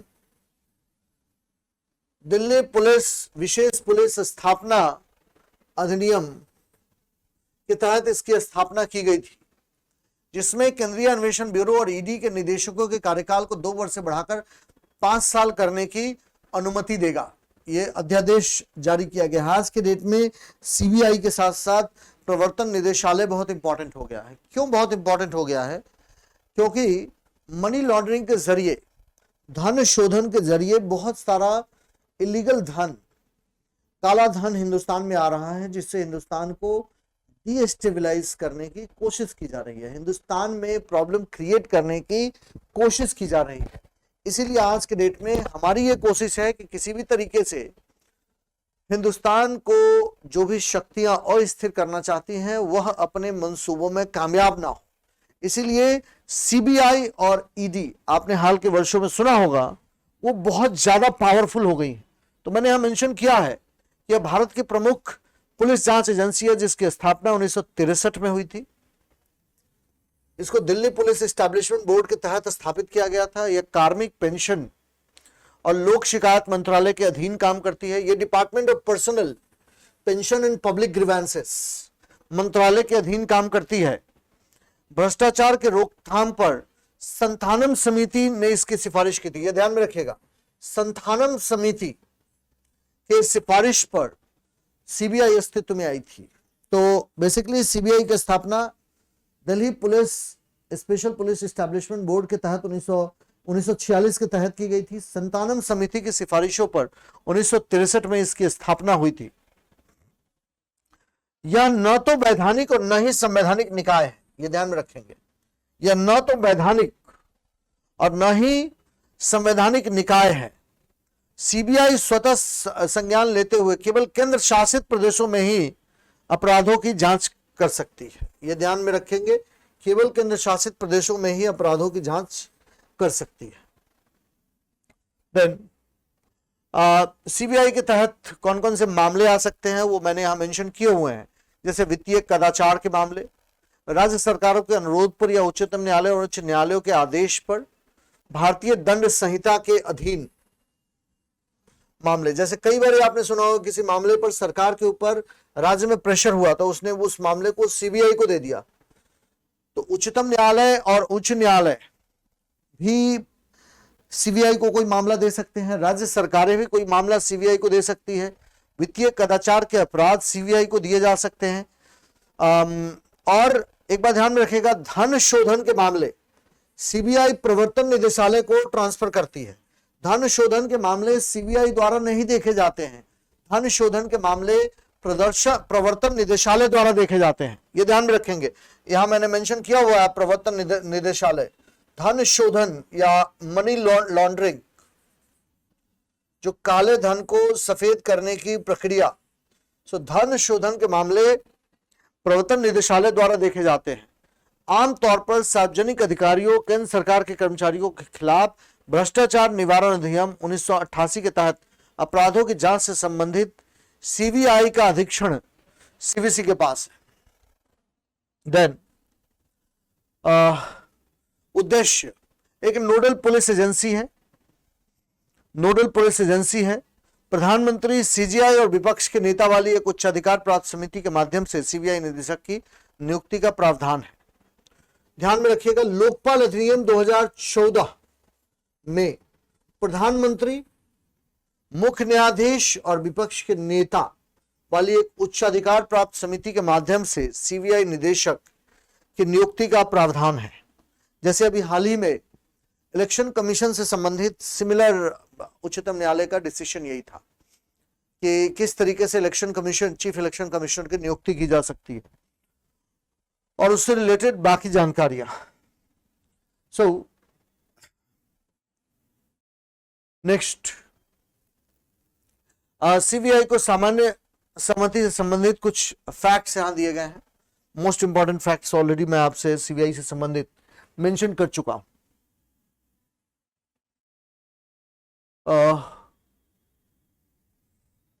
सीरियस फ्रॉड इन्वेस्टिगेशन ऑफिस, आज के डेट में सीरियस फ्रॉड इन्वेस्टिगेशन ऑफिस, गंभीर धोखाधड़ी और जांच कार्यालय इंपॉर्टेंट हो गया है। क्यों इंपॉर्टेंट हो गया है? क्योंकि जैसे जैसे इकोनॉमी का साइज बढ़ रहा है, आज के डेट में हिंदुस्तान की economy almost 3.7 trillion dollar economy है। एक्सपर्ट्स का कहना है कि जल्दी ही हम 10 ट्रिलियन डॉलर इकोनॉमी भी होने जा रहे हैं। अगले 10 सालों में, 12 सालों में हम लोग एक 10 ट्रिलियन डॉलर इकोनॉमी होने जा रहे हैं। उस कंडीशन में हमेशा ये बात याद रखिएगा कि सीरियस फ्रॉड बढ़ते चले जाएंगे सोसाइटी में।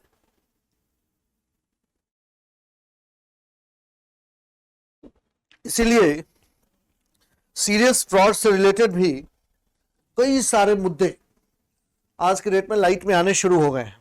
एग्जाम पॉइंट ऑफ व्यू से ये कितना इंपॉर्टेंट है, थोड़ा मैं इस चीज को लेकर श्योर नहीं हूं।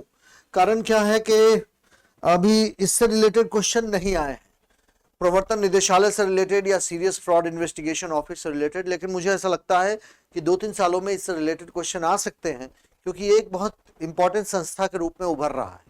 तो यह कॉर्पोरेट मामलों के मंत्रालय के तहत एक बहु अनुशासनात्मक संगठन है और कंपनी अधिनियम 2013 के अंतर्गत यह अस्तित्व में आया था। इसका काम फॉरेंसिक ऑडिटिंग, कानून, सूचना प्रौद्योगिकी, पूंजी बाजार, कराधान से संबंधित धोखाधड़ी का पता लगाने की इसकी रिस्पॉन्सिबिलिटी होती है। मुख्यालय नई दिल्ली है, इसकी मुख्यालय नई दिल्ली है। देन राष्ट्रीय जांच एजेंसी, इंपॉर्टेंट संस्था है। इंपॉर्टेंट संस्था क्यों है? क्योंकि एनआईए अधिनियम 2008 के तहत यह अस्तित्व में आया था और गृह मंत्रालय द्वारा शासित है। ये नई दिल्ली में इसका मुख्यालय है। यह मुंबई टेरर अटैक के बाद अस्तित्व में आया था, तो केंद्रीय आतंकवाद विरोधी कानून प्रवर्तन एजेंसी के रूप में कार्य करता है और यह एक बहुत ही ज्यादा महत्वपूर्ण संस्था है। प्रवर्तन निदेशालय, ये ध्यान में रखेंगे, यह मनी लॉन्ड्रिंग, जिसको हम हिंदी में धन शोधन भी बोलते हैं। धन शोधन किसको बोलते हैं? तो धन शोधन हम कहते हैं काले धन को सफेद बनाने की प्रक्रिया, काले धन को काले धन को सफेद बनाने की जो प्रक्रिया होती है, ये जो बीच का प्रोसेस होता है ना, प्रक्रिया, उसी को हम बोलते हैं धन शोधन। धन शोधन का काम देखने की रिस्पॉन्सिबिलिटी प्रवर्तन निदेशालय की होती है। देन बाकी बातें प्रवर्तन निदेशालय से संबंधित है कि यह फाइनेंस मिनिस्ट्री का एक डिपार्टमेंट और रेवेन्यू होता है जिसके अंतर्गत आता है। नई दिल्ली में इसका कार्यालय है और यह 1956 में विदेशी मुद्रा अधिनियम विनियमन अधिनियम 1947 के तहत एक प्रवर्तन इकाई का गठन किया गया था। 1957 में इस इकाई का नाम बदलकर प्रवर्तन निदेशालय रख दिया गया। सो हिस्टोरिकली 1956 में विदेशी मुद्रा विनिमयन अधिनियम 1947 के तहत, और यह अस्तित्व में आया था जब 1957 में इस इकाई का नाम बदलकर प्रवर्तन निदेशालय रख दिया गया। और इसके मुख्य कार्य जो हम लोगों ने यहां पर डिस्कस किया हुआ है कि पहला, वित्तीय कानूनों के प्रावधानों को लागू करना, विदेशी मुद्रा प्रबंधन अधिनियम 1999, धन शोधन निवारण अधिनियम prevention of money laundering act 2002 इसका प्रमुख कार्य है। और उन अपराधों के लिए जो 1 करोड़ से अधिक के अपराध उत्पन्न करते हैं। यहाँ पर एक इंटरेस्टिंग बात यह है कि क्यों मनी लॉन्ड्रिंग से रिलेटेड मामले लगातार बढ़ने लगे हैं। जैसा मैंने आपसे पहले कहा कि जैसे जैसे इकोनॉमी का साइज बढ़ रहा है, ये 3.7 ट्रिलियन डॉलर से 10 ट्रिलियन डॉलर इकोनॉमी की तरफ जैसे जैसे मूव करता रहेगा, हमारे सामने चुनौतियां बढ़ती रहेंगी और जो पैसे का स्केल है, हेर फेर का स्केल है, वो बढ़ता चला जाएगा। प्रवर्तन निदेशालय के न्यूज में आने का मतलब यह है कि ऑफशोर अकाउंट से बहुत सारे पैसे को, हिंदुस्तान से उन पैसों को बाहर भेजा जा रहा है, काले धन को, और उसको सफेद करके हिंदुस्तान में इन्वेस्ट करवाया जा रहा है, जिसको हम लोग इंग्लिश में राउंड ट्रिपिंग भी कहते हैं। इसीलिए आज के डेट में यह इंपॉर्टेंट हो गया है। क्षेत्रीय परिषद, बेसिकली क्षेत्रीय परिषद की मीटिंग हाल में हुई है, इसलिए क्षेत्रीय परिषद हमारे एग्जाम पॉइंट ऑफ व्यू से इंपॉर्टेंट है। क्षेत्रीय परिषद अस्तित्व में क्यों आया था? तो थोड़ी देर पहले मैंने आपसे क्या कहा कि जोनल काउंसिल बेसिकली अस्तित्व में आजादी के बाद राष्ट्रीय एकीकरण को सुनिश्चित करने के लिए जोनल काउंसिल एग्जिस्टेंस में आया था कि जो एक्सट्रीम रीजनल टेंडेंसीज इमर्ज होती है ना, अपने स्टेट को प्रमोट करना, दूसरे स्टेट के साथ एक डिफरेंसेस का भाव, मतभेद का भाव, इन सारी फीलिंग्स को अरेस्ट करने के लिए, रोकने के लिए जोनल काउंसिल अस्तित्व में आया था। तो मैंने यहां पर मेंशन किया हुआ है कि 1956 के राज्य पुनर्गठन अधिनियम के तहत जोनल काउंसिल को स्थापित किए गए थे। क्षेत्रीय परिषदें वैधानिक निकाय हैं और इनकी स्थापना का उद्देश्य राष्ट्रीय एकीकरण लाना, केंद्र और राज्य सरकारों को सहयोग करने, विचारों और अनुभवों का आदान प्रदान करने में सक्षम बनाना इनका प्रमुख कार्य है। इनकी संरचना, ये ध्यान में रखिएगा, इन संरचनाओं को एक बारी देख लेंगे क्लोजली कि कौन कौन से स्टेट्स इसमें आते हैं। उत्तर क्षेत्रीय परिषद, देन मध्य क्षेत्रीय परिषद, पूर्वी क्षेत्रीय परिषद, पश्चिमी क्षेत्रीय परिषद और दक्षिणी क्षेत्रीय परिषद, जिसमें अलग अलग स्टेट्स के बारे में मैंने यहां पर मेंशन किया हुआ है। इसको एक बारी वेबसाइट को, इसको एक बारी आप वीडियो को यहां थोड़ा होल्ड करके भी आप देख सकते हैं कि कौन कौन से स्टेट्स इसमें है। क्वेश्चन जब वो आपसे पूछेंगे तो पूछा जा सकता है कि मध्य क्षेत्रीय परिषद में कौन कौन से स्टेट है या पूर्वी क्षेत्रीय परिषद में कौन कौन से स्टेट है। तो कुछ जगहों पर यहां कंफ्यूजन है, इसलिए इन स्टेट्स को एक बार ही देख लेंगे। पर्पस जोनल काउंसिल का नेशनल इंटीग्रेशन, राष्ट्रीय एकीकरण को सुनिश्चित करना और डिफरेंसेस जो अलग अलग लेवल पे होते हैं उनको मैनेज करना। इसके अध्यक्ष केंद्रीय गृह मंत्री, इनमें से प्रत्येक परिषद के अध्यक्ष होते हैं और प्रत्येक क्षेत्र में शामिल राज्यों के मुख्यमंत्री बारी बारी से उस क्षेत्र के लिए क्षेत्रीय परिषद के उपाध्यक्ष के रूप में काम करते हैं और प्रत्येक एक समय में 1 वर्ष की अवधि के लिए ही पद धारण करते हैं। सदस्य प्रत्येक राज्य से राज्यपाल द्वारा नामित मुख्यमंत्री और 2 अन्य मंत्री और जोन में शामिल केंद्र शासित प्रदेशों के 2 सदस्य, ये इसकी संगठनात्मक संरचना है। तो गृह मंत्री इसके अध्यक्ष होते हैं। हर जोन से एक मुख्यमंत्री 1 साल के लिए उपाध्यक्ष होगा और वो रोटेशन बेसिस पे होगा। 1 साल के बाद जोन से दूसरा मुख्यमंत्री उसका उपाध्यक्ष होगा और राज्यपाल द्वारा नामित प्रत्येक सदस्य, प्रत्येक राज्य से राज्यपाल द्वारा नामित मुख्यमंत्री और 2 अन्य मंत्री, जोन में शामिल केंद्र शासित प्रदेशों से 2 और सदस्य लिए जाएंगे।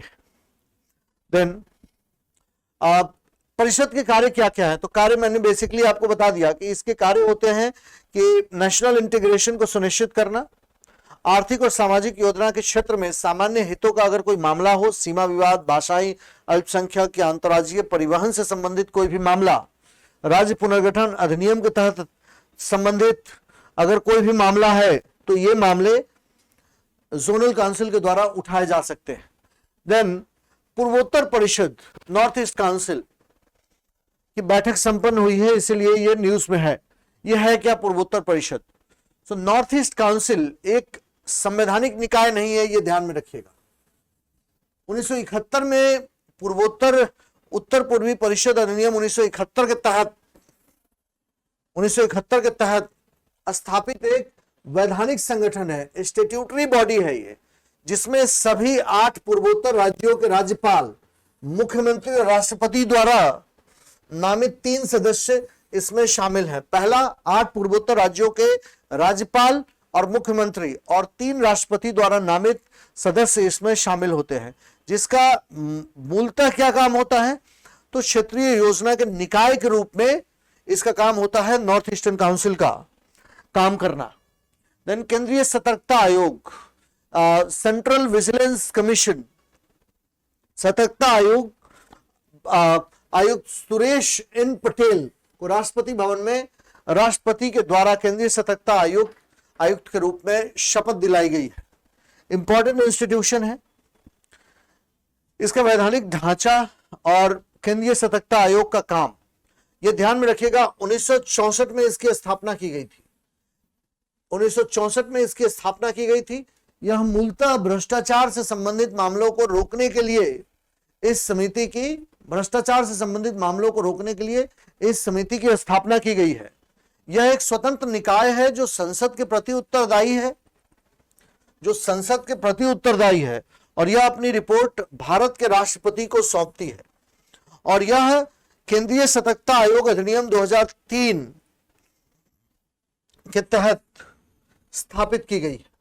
देन इसमें इसके मूलतः कामों को मैंने बताया है कि भ्रष्टाचार निवारण अधिनियम 1988 के तहत अपराधों की जांच से संबंधित, दिल्ली विशेष पुलिस प्रतिष्ठान के कामकाज पर अधीक्षण, और दूसरा ये संगठन बहुसदस्यीय आयोग है जिसमें 1 केंद्रीय सतर्कता आयुक्त होते हैं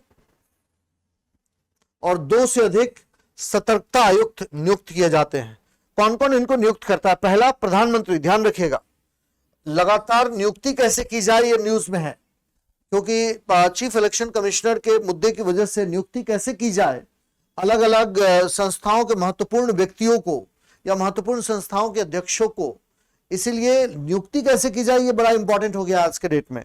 सो पहला, प्रधानमंत्री, केंद्रीय गृह मंत्री और लोकसभा में विपक्ष के नेता, और यदि विपक्ष का कोई नेता नहीं है तो सबसे बड़े दल का नेता इसकी नियुक्ति का काम करता है। इसका कार्यकाल 4 वर्ष या 65 वर्ष जो भी पहले हो, और राष्ट्रपति द्वारा उनको उनके पद से निष्कासित किया जाता है अगर मानसिक दिवालियेपन, अस्वस्थ मस्तिष्क, शरीर या मस्तिष्क की दुर्बलता, किसी अपराध के लिए कारावास, या यदि वैधानिक रोजगार, किसी और वैधानिक रोजगार में लगे हुए हैं तो उनको हटाया जा सकता है राष्ट्रपति के द्वारा, और राष्ट्रपति के द्वारा उनको हटाया जा सकता है। केंद्रीय उपभोक्ता संरक्षण प्राधिकरण, उपभोक्ता संरक्षण प्राधिकरण की स्थापना, क्यों कंज्यूमर प्रोटेक्शन आज के डेट में इंपॉर्टेंट है? क्योंकि कंज्यूमर प्रोटेक्शन इसलिए इंपॉर्टेंट है, लगातार ग्रोइंग इकोनॉमी के कारण हिंदुस्तान में नई नई कंपनियां आ रही हैं, और नई नई कंपनियों के बिहेवियर को रेगुलेट करने के लिए, उनके नियमन के लिए और कंज्यूमर्स के इंटरेस्ट को प्रोटेक्ट करने के लिए कंज्यूमर प्रोटेक्शन एक्ट हमारे लिए इंपॉर्टेंट है। सो केंद्रीय उपभोक्ता संरक्षण प्राधिकरण की स्थापना के 2 वर्ष पूरे हो गए। कंज्यूमर प्रोटेक्शन अथॉरिटी, इसका गठन उपभोक्ता संरक्षण अधिनियम 2019 के तहत उपभोक्ताओं के अधिकारों को बढ़ावा देने, रक्षा करने और उन्हें लागू करने के लिए किया गया था। और 2019 में सीपीए ने सीपीए 1986 की जगह ली। 1986 का जो कंज्यूमर प्रोटेक्शन एक्ट है उसको कंज्यूमर प्रोटेक्शन एक्ट 2019 ने रिप्लेस करने का काम किया है। और इसका कानूनी ढांचा उपभोक्ता संरक्षण अधिनियम 2019, जिसने 1986 का स्थान लिया। इसका उद्देश्य अनुचित व्यापार प्रथाओं, जनता के हितों के लिए हानिकारक झूठे और भ्रामक विज्ञापनों पर रोक लगा करके कंज्यूमर के अधिकार को प्रोटेक्ट करना, इसका इंपॉर्टेंट काम होता है। तो यह है consumer protection act. Protection act, यहां पर हम लोगों ने डिस्कस किया कि कंज्यूमर प्रोटेक्शन एक्ट के बारे में शक्तियां क्या है। तो उपभोक्ता अधिकारों को उल्लंघन की जांच करना। अगर मान लिया किसी एक पर्टिकुलर कोई एक प्रोडक्ट आपने खरीदा है और उस प्रोडक्ट की क्वालिटी खराब है, you can always approach the consumer court. क्यों आज के डेट में कंज्यूमर फोरम्स इतना इंपॉर्टेंट हो गया है, consumer protection act became so important? इसके पीछे रीजन ये है कि लगातार जो इकोनॉमी ग्रो कर रही है, that is going to bring, ये बहुत ही सिग्निफिकेंट चेंजेस लाने जा रहा है कंज्यूमर के बिहेवियर। इसलिए कंज्यूमर के इंटरेस्ट को प्रोटेक्ट करना आज के डेट में बहुत इंपॉर्टेंट हो गया है, not only for government but also for companies. और इसीलिए ये कंज्यूमर एक्ट लाया गया है to look into the issue of consumers. तो इसके बाद बाल कल्याण समिति, इंपॉर्टेंट टॉपिक नहीं है आपके एग्जाम पॉइंट ऑफ व्यू से। नेक्स्ट वन इज राष्ट्रीय अल्पसंख्यक आयोग। चर्चा में क्यों है? क्योंकि इकबाल सिंह लालपुरा को राष्ट्रीय अल्पसंख्यक आयोग का अध्यक्ष चुना गया है, ये याद रखिएगा। इंपॉर्टेंट पॉइंट क्या है इस पर्टिकुलर टॉपिक से रिलेटेड? पहला, इकबाल सिंह लालपुरा को राष्ट्रीय अल्पसंख्यक आयोग का अध्यक्ष चुना गया है, पॉइंट नंबर 1। पॉइंट नंबर 2, इसकी पृष्ठभूमि क्या है? 1978 में गृह मंत्रालय के प्रस्ताव से राष्ट्रीय अल्पसंख्यक आयोग की परिकल्पना की गई थी 1978 में, और इसे गृह मंत्रालय से अलग कर दिया गया और 1984 में नवनिर्मित कल्याण मंत्रालय के अधीन रखा गया, जिसने 1988 में भाषाई अल्पसंख्यकों को आयोग के अधिकार क्षेत्र से बाहर कर दिया। राष्ट्रीय अल्पसंख्यक आयोग अधिनियम 1992 ने अल्पसंख्यक आयोग को वैधानिक दर्जा दिया, ये पॉइंट याद रखिएगा। राष्ट्रीय अल्पसंख्यक आयोग अधिनियम 1992 ने इसको वैधानिक दर्जा दिया। उससे पहले तक इसको वैधानिक दर्जा नहीं मिला था और अब इसका नाम बदलकर राष्ट्रीय अल्पसंख्यक आयोग कर दिया गया है। पहला संवैधानिक राष्ट्रीय आयोग 1993 में स्थापित किया गया और 5 धार्मिक समुदाय अर्थात मुसलमानों, ईसाइयों, सिखों, बौद्धों और पारसियों को अल्पसंख्यक समुदायों के रूप में अधिसूचित किया गया। ये याद रखेंगे, मुसलमानों, ईसाइयों, सिखों, बौद्धों और पारसियों को अल्पसंख्यक समुदायों के रूप में अधिसूचित किया गया। इसका संगठन क्या है? एक अध्यक्ष होता है, एक उपाध्यक्ष होता है और 5 सदस्य सभी अल्पसंख्यक समुदायों से होने चाहिए। 7 व्यक्तियों को केंद्र सरकार द्वारा प्रतिष्ठित क्षमता और सतनिष्ठा वाले व्यक्तियों में से नामित किया जाएगा और प्रत्येक सदस्य पदभार ग्रहण करने की तिथि से 3 वर्ष तक की अवधि के लिए 3 वर्ष तक की अवधि के लिए पद धारण करता है। एक अध्यक्ष होता है, एक उपाध्यक्ष होते हैं और 5 सदस्य होते हैं और सभी अल्पसंख्यक समुदायों से होने चाहिए। और बेसिकली ये सभी अल्पसंख्यक समुदायों के विकास का मूल्यांकन करने का काम करता है कि क्या अल्पसंख्यक समुदाय विकास कर रहे हैं। जैसे फॉर एग्जांपल अगर हम यहाँ पर डिस्कस करें तो 2 इंटरेस्टिंग बातें। पहली इंटरेस्टिंग बात यह है कि अल्पसंख्यक समुदाय, जैसे एक गवर्नमेंट ऑफ इंडिया की एक पॉलिसी आई थी जिसमें बड़े बड़े स्टार्स को जो अल्पसंख्यक समुदाय के हैं, उन स्टारों को इस बात के लिए इस्तेमाल किया गया था कि किस तरीके से वो स्टार इन अल्पसंख्यक वो स्टार अपने स्किल्स को आम जनता को सिखा सकते हैं। तो जैसे for example Javed Habib type के लोगों को, अल्पसंख्यक समुदायों के युवाओं को एजुकेट करने के लिए और स्किल डेवलपमेंट के लिए एक पर्टिकुलर प्रोग्राम एग्जिस्टेंस में आया था जिसका नाम था मानस। नेक्स्ट, राष्ट्रीय हरित न्यायाधिकरण, नेशनल ग्रीन ट्राइब्यूनल। उच्चतम न्यायालय ने हाल ही में घोषित किया है कि राष्ट्रीय हरित न्यायाधिकरण एक अद्वितीय मंच है जो देश भर में पर्यावरणीय मुद्दों को उठाने के लिए स्वतः संज्ञान की शक्तियों से संपन्न है।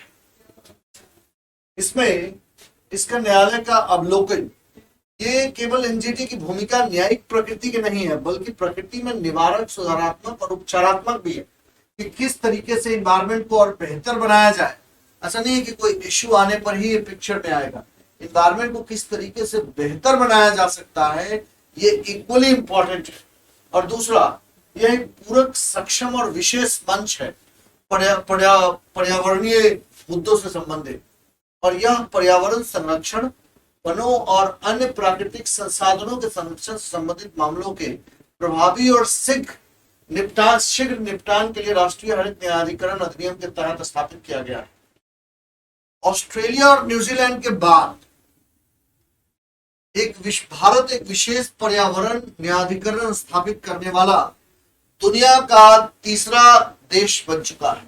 और यह एनजीटी के अंतर्गत आने वाले जो कानून है, मेनली इन सातों मुद्दों को याद रखेंगे: जल अधिनियम, जल उपकर अधिनियम, वन संरक्षण अधिनियम, वायु अधिनियम, पर्यावरण संरक्षण अधिनियम, सार्वजनिक देयता बीमा अधिनियम, जैविक विविधता अधिनियम, जिसके जो ये 7 निर्दिष्ट कानूनों के तहत अधिनियम में उल्लिखित है। नेक्स्ट, इसका संगठन क्या है? अध्यक्षता प्रधान पीठ में बैठने वाले अध्यक्ष द्वारा तय की जाती है। कम से कम 10 लेकिन अधिक से अधिक 20 सदस्य, और कम से कम 10 लेकिन अधिक से अधिक 20 सदस्य, मतलब मिनिमम 10 और मैक्सिमम 20 सदस्य हो सकते हैं। इसके निर्णय बाध्यकारी होते हैं, इस निर्णय को मानना जरूरी होता है, और यह अपने निर्णयों को खुद ही रिव्यू कर सकता है और खुद ही अपने निर्णयों को यह समीक्षा कर सकता है। और इसके फैसले को 90 दिनों के भीतर उच्चतम न्यायालय के समक्ष चुनौती दी जा सकती है। ध्यान रखिएगा, इसके फैसलों को केवल उच्चतम न्यायालय के समक्ष 90 दिनों के अंदर चुनौती दी जा सकती है। 90 दिनों के अंदर ही इसको चुनौती दी जाएगी, और वो भी उच्चतम न्यायालय के समक्ष। राष्ट्रीय मानवाधिकार आयोग, राष्ट्रीय मानवाधिकार आयोग न्यूज में क्यों था? क्योंकि राष्ट्रीय मानवाधिकार आयोग की 28वीं वर्षगांठ मनाई गई थी 12 अक्टूबर को। यह मानवाधिकारों का एक प्रहरी है। एक बात, बहुत इंटरेस्टिंग बात याद रखिएगा कि राष्ट्रीय मानवाधिकार आयोग का ऑब्जेक्टिव क्या है। तो यूनाइटेड नेशंस का डिक्लेरेशन ऑफ ह्यूमन राइट्स आया था 1948 में, और हिंदुस्तान भी उसका मेंबर बना था। और उसके बाद राष्ट्रीय मानवाधिकार आयोग एग्जिस्टेंस में आया मानवाधिकार संरक्षण हेतु मानवाधिकार संरक्षण अधिनियम के अंतर्गत 1993 में इसको स्थापित किया गया था, और इसको पेरिस सिद्धांतों के अनुरूप स्थापित किया गया है। इसके मेंबरशिप, यह एक बहुसदस्यीय निकाय है, जिसमें यह एक बहुसदस्यीय निकाय है जिसके एक अध्यक्ष और 4 सदस्य होते हैं। लेकिन यह ध्यान में रखिएगा कि इसका अध्यक्ष वही व्यक्ति बन सकता है जो मुख्य न्यायाधीश रहा हो भारत का, या जो उच्चतम न्यायालय का न्यायाधीश रहा हो। ध्यान में रखना है, इसका अध्यक्ष बनने की जो अनिवार्य शर्त है वो यह है कि एक उच्चतम न्यायालय का मुख्य न्यायाधीश इसका अध्यक्ष हो सकता है, या उच्चतम न्यायालय का न्यायाधीश इसका अध्यक्ष हो सकता है, और 6 सदस्यीय समिति की सिफारिशों पर राष्ट्रपति द्वारा नियुक्त किया जाता है। प्रधानमंत्री, लोकसभा अध्यक्ष, राज्यसभा के उपसभापति, संसद के दोनों सदनों में विपक्ष के नेता मिलकर के राष्ट्रीय मानवाधिकार अध्यक्ष की नियुक्ति करते हैं, और इसका कार्यकाल 3 वर्ष या 70 वर्ष की आयु तक, जो कि पहले पूरी हो। और कुछ परिस्थितियों में निष्कासन राष्ट्रपति द्वारा किया जाता है इसके अध्यक्ष का। इसकी भूमिका क्या है? तो मेनली इसकी भूमिका है कि इसका एक न्याय, इसके पास दीवानी अदालत की सभी शक्तियां हैं, सिविल कोर्ट की सभी शक्तियां हैं और इसकी कार्यवाहियों का एक न्यायिक चरित्र है। और इसमें मानवाधिकार के उल्लंघन के शिकायतकर्ता की जांच के उद्देश्य से केंद्र सरकार या किसी राज्य सरकार के किसी अधिकारी या जांच एजेंसी की सेवाओं का उपयोग करने का अधिकार दिया गया है। इसके अंतर्गत राष्ट्रीय मानवाधिकार आयोग के अंतर्गत इसकी सीमा किसी मामले के घटित होने के 1 वर्ष के भीतर उसकी जांच की जा सकती है तथा इसका कार्य मुख्य रूप से प्रकृति में अनुशासनात्मक है। सशस्त्र बलों के सदस्यों द्वारा मानवाधिकारों के उल्लंघन के संबंध में इसकी सीमित भूमिका, शक्तियां और अधिकार क्षेत्र है। कारण क्या है? क्योंकि सशस्त्र बलों के लिए उनका अपना ट्राइब्यूनल है, इसी कारण से मानवाधिकार आयोग की वहां पर लिमिटेड भूमिका है। केंद्रीय सूचना आयोग, सूचना आयोग क्यों इंपॉर्टेंट है? सूचना आयोग इसलिए हमारे लिए इंपॉर्टेंट है कि भारत के प्रथम सूचना आयोग के जो फर्स्ट इंफॉर्मेशन कमिश्नर बने थे वो थे वजाहत हबीबुल्लाह। याद रखिएगा, वजाहत हबीबुल्लाह ये पहले चीफ इंफॉर्मेशन कमिश्नर थे। वजाहत हबीबुल्लाह हिंदुस्तान के पहले चीफ इंफॉर्मेशन कमिश्नर थे। यह आरटीआई अधिनियम 2005 के तहत गठित एक वैधानिक निकाय, ध्यान रखिएगा, यह एक वैधानिक निकाय है जो आरटीआई एक्ट के तहत गठित किया गया है और इसके अधिकार क्षेत्र सभी केंद्रीय सार्वजनिक प्राधिकरणों तक फैला हुआ है। इसका मतलब है कि सूचना का अधिकार किसी भी व्यक्ति को कुछ क्षेत्रों में सूचनाओं को छोड़कर बाकी सभी सूचना पाने का अधिकार है। ये हमारे फंडामेंटल राइट से कनेक्टेड एक इश्यू है। इसलिए यहाँ पर लिखा गया है कि मुख्य सूचना आयुक्त और अधिकतर 10 सूचना आयुक्त इसका संगठन है। पहले सूचना आयुक्त वजाहत हबीबुल्लाह थे, वो भारत के आईएएस ऑफिसर थे, जम्मू और कश्मीर कैडर थे। और वजाहत हबीबुल्लाह पंचायती राज सेक्रेटरी भी रह चुके थे भारतीय सरकार के। और केंद्रीय सूचना आयोग में इसकी नियुक्ति कैसे होती है? तो प्रधानमंत्री अध्यक्ष के रूप, लोकसभा विपक्ष के नेता के रूप में, प्रधानमंत्री द्वारा नामित केंद्रीय कैबिनेट मंत्री और केंद्रीय कैबिनेट मंत्री इसको नियुक्त करने का काम करते हैं। इनका कार्यकाल 3 वर्षों का कर दिया गया है, 3 वर्षों का कर दिया गया है। और कोई भी सूचना अगर हमें एक पर्टिकुलर टाइम तक नहीं मिलती है तो इसका मतलब है कि एक्शंस लिए जा सकते हैं उन मुद्दों से संबंधित। देन कार्य, इसके पास शक्तियां क्या क्या है? इसके पास वही शक्तियां हैं जो निम्नलिखित मामलों के संबंध में सिविल प्रक्रिया संहिता 1908 के तहत एक मुकदमे की सुनवाई करते समय दीवानी अदालत में निहित होती है। जैसे व्यक्तियों को समन करना, हाजिरी के लिए मजबूर करना और मौखिक अथवा लिखित साक्ष्य अथवा दस्तावेज या चीजें पेश करने के लिए मजबूर करना, ये इसकी शक्तियों के अंतर्गत आता है।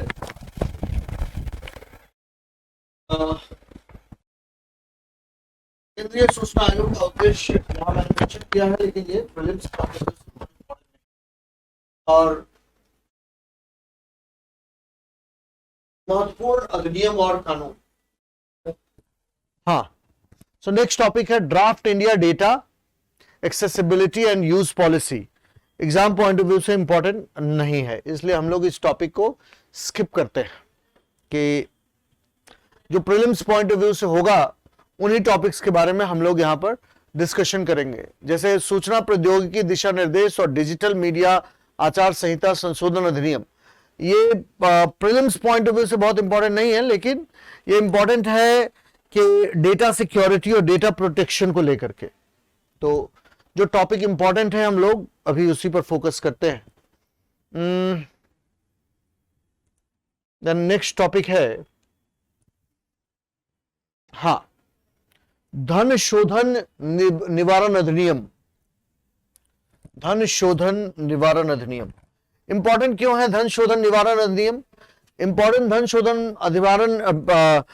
शोधन निवारण अधिनियम उच्चतम न्यायालय ने धन शोधन निवारण अधिनियम के कई प्रमुख प्रावधानों की वैधता को बरकरार रखा है, जो प्रवर्तन निदेशालय को गिरफ्तारी जब्ती की व्यापक शक्तियां देता है और जमानत प्राप्त करना मुश्किल बनाता है।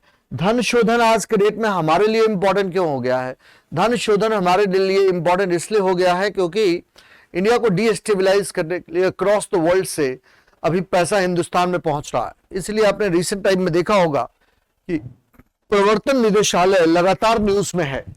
तो बेसिकली जब हम बात करते हैं कि धन शोधन कहते किसको हैं, तो काले धन को सफेद करने की प्रक्रिया को हम धन शोधन कहते हैं, या गैर कानूनी तरीकों से प्राप्त धन को कानूनी उत्पत्ति प्रदान करने की प्रक्रिया को हम धन शोधन कहते हैं।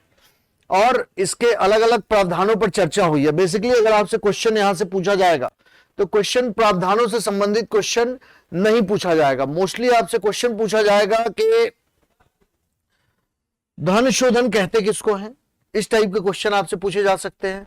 या एक और वीडियो मैंने बनाया है आपके लिए, हिंदी माध्यम के बच्चों के लिए, वो अंतर्राष्ट्रीय संस्थाओं पर है। तो एक अंतर्राष्ट्रीय संस्था है फाइनेंशियल एक्शन टास्क फोर्स, उससे रिलेटेड क्वेश्चन आपसे पूछा जा सकता है। इन प्रावधानों से संबंधित क्वेश्चन आपसे नहीं पूछा जाता है। अब तक नॉर्मली ये ट्रेंड नहीं रहा है, मेंस एग्जामिनेशन में इससे रिलेटेड कुछ क्वेश्चन आपसे पूछे जा सकते हैं।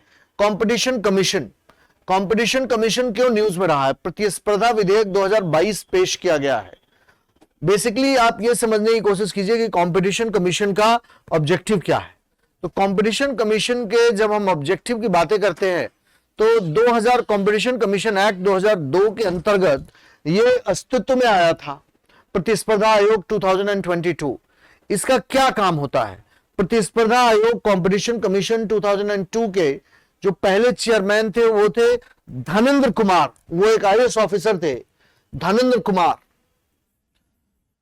प्रतिस्पर्धा आयोग का उद्देश्य क्या होता है? धनेंद्र कुमार IAS ऑफिसर थे।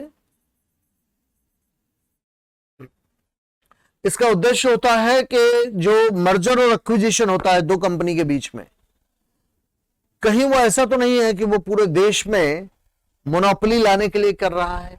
मान लिया अगर आज के डेट में रिलायंस जियो और एयरटेल के बीच में मर्जर हो जाए तो फिर वो जो नई एंटिटी बनेगी रिलायंस जियो और एयरटेल को मिला करके वो पूरी दुनिया को, पूरे हिंदुस्तान को मोनोपोलाइज कर देगी। तो कस्टमर्स के इंटरेस्ट को तो प्रोटेक्ट करना बहुत मुश्किल हो जाएगा।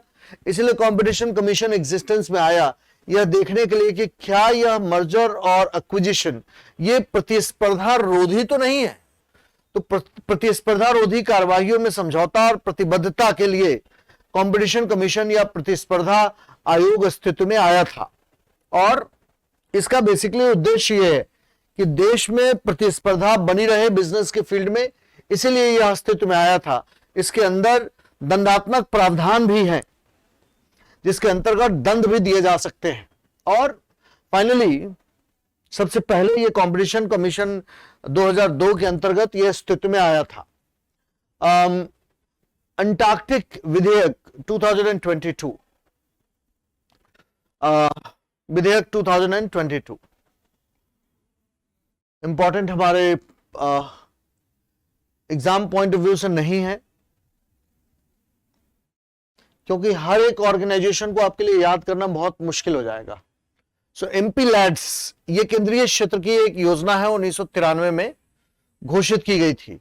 इसमें सांसदों को मुख्य रूप से उनके निर्वाचन क्षेत्रों में पेयजल, प्राथमिक शिक्षा, सार्वजनिक स्वास्थ्य, स्वच्छता और सड़क इत्यादि के लिए उनको कुछ फंड दिया जाता है एमपी लैड में। लेकिन ये ध्यान में रखिएगा कि ये जो एमपी लैड का फंड होता है ये बेसिकली इस फंड का उपयोग होता है इंफ्रास्ट्रक्चर डेवलपमेंट में। तो ये सुलभ भारत अभियान, सुगम्य भारत अभियान, वर्षा जल संचयन के माध्यम से जल संरक्षण, सांसद आदर्श ग्राम योजना आदि जैसी योजनाओं के कार्यान्वयन के लिए भी दिया जा सकता है। और एमपी लैड इसमें सांसद सदस्य नोडल जिला प्राधिकरण के कार्यों की अनुशंसा करते हैं। तो बेसिकली कौन सा प्रोजेक्ट लिया जाना है जिसके अंतर्गत उनको फंड एलोकेट करवाने का काम किया जाता है। लेकिन ये बात ध्यान में रखेंगे कि एमपी लैड्स में जो फंड मिलता है उस फंड को देने की रिस्पॉन्सिबिलिटी भी डिस्ट्रिक्ट मजिस्ट्रेट की ही होती है। सूचना प्रौद्योगिकी अधिनियम की धारा 69A क्यों न्यूज में रहा है? इलेक्ट्रॉनिक्स और सूचना प्रौद्योगिकी मंत्रालय ने सूचना प्रौद्योगिकी अधिनियम 2000 की धारा 69A के तहत ट्विटर से कुछ पोस्ट हटाने का आदेश जारी किया है। तो बेसिकली ये न्यूज में कैसे रहा है, या केंद्र और राज्य सरकारों को किसी भी कंप्यूटर संसाधन में उत्पन्न प्रेषित, प्राप्त या संग्रहित किसी भी जानकारी को इंटरसेप्ट, मॉनिटर या डिक्रिप्ट करने के निर्देश जारी करता है। और बेसिकली ये डेटा के प्रोटेक्शन के लिए है और साइबर इंफ्रास्ट्रक्चर का इस्तेमाल साइबर बुलिंग के लिए ना हो, ये उसके लिए है। तो next, new drugs, medical device and cosmetics exam point of view से इंपॉर्टेंट नहीं है। प्रेस और पत्रिका पंजीकरण विधेयक एग्जाम पॉइंट ऑफ व्यू से इंपॉर्टेंट नहीं है। राष्ट्रीय डोपिंग रोधी विधेयक, डोपिंग रोधी विधेयक क्या है? तो बेसिकली कुछ एथलीट्स हमारे ड्रग्स लेने की वजह से पकड़े गए थे, इसीलिए ये अस्तित्व में आया कि विधेयक खेलों में डोपिंग रोधी गतिविधियों को विनियमित करने के लिए राष्ट्रीय डोपिंग रोधी एजेंसी नाडा के गठन का प्रावधान करता है। ये ध्यान में रखिएगा, ये डोपिंग को ताकि ड्रग्स लेकर के और जो खिलाड़ी अपने परफॉर्मेंस को बढ़ाने की कोशिश करते हैं वो ड्रग्स लेकर के अपने परफॉर्मेंस को बढ़ाने की कोशिश नहीं करे, इसलिए नेशनल एंटी डोपिंग एजेंसी, इसको बोलते हैं नाडा, नेशनल एंटी डोपिंग एजेंसी। इसका काम है ड्रग्स के यूज को, ड्रग्स के इस्तेमाल को खिलाड़ियों द्वारा रोकना। सो यह खेलों में डोपिंग के खिलाफ यूनेस्को अंतर्राष्ट्रीय सम्मेलन को प्रभावी बनाने और ऐसे अन्य दायित्व और प्रतिबद्धताओं के अनुपालन का भी प्रयास करता है। देन कुटुंब न्यायालय, सो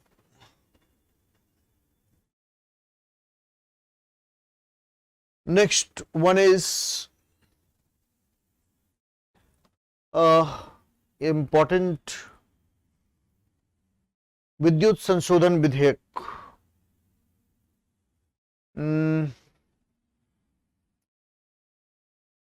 हाँ, आपराधिक प्रक्रिया अधिनियम 2022, ये प्रीलिम्स पॉइंट ऑफ व्यू से इंपॉर्टेंट है कि यह अधिनियम कैदियों की पहचान अधिनियम 1920 की जगह लाया गया है। इसके प्रमुख प्रावधानों की तुलना, पहला 2022 का अधिनियम, आज के डेट में टेक्नोलॉजी बहुत मॉडर्न हो गई है, तो जो पुराना अधिनियम था वो उंगलियों के निशान, पैरों के निशान और फोटो के माध्यम से लोगों को पहचानने का काम करता था। आज के समय में आइरिश रेटिना स्कैन, भौतिक और जैविक नमूने और उनका विश्लेषण, जिसके थ्रू हम लोगों को पहचानने का काम करते हैं। व्यवहार विशेषताएं, जैसे कि आपका हस्ताक्षर, लिखावट इत्यादि के माध्यम से हम पहचानने का काम करते हैं बेसिकली।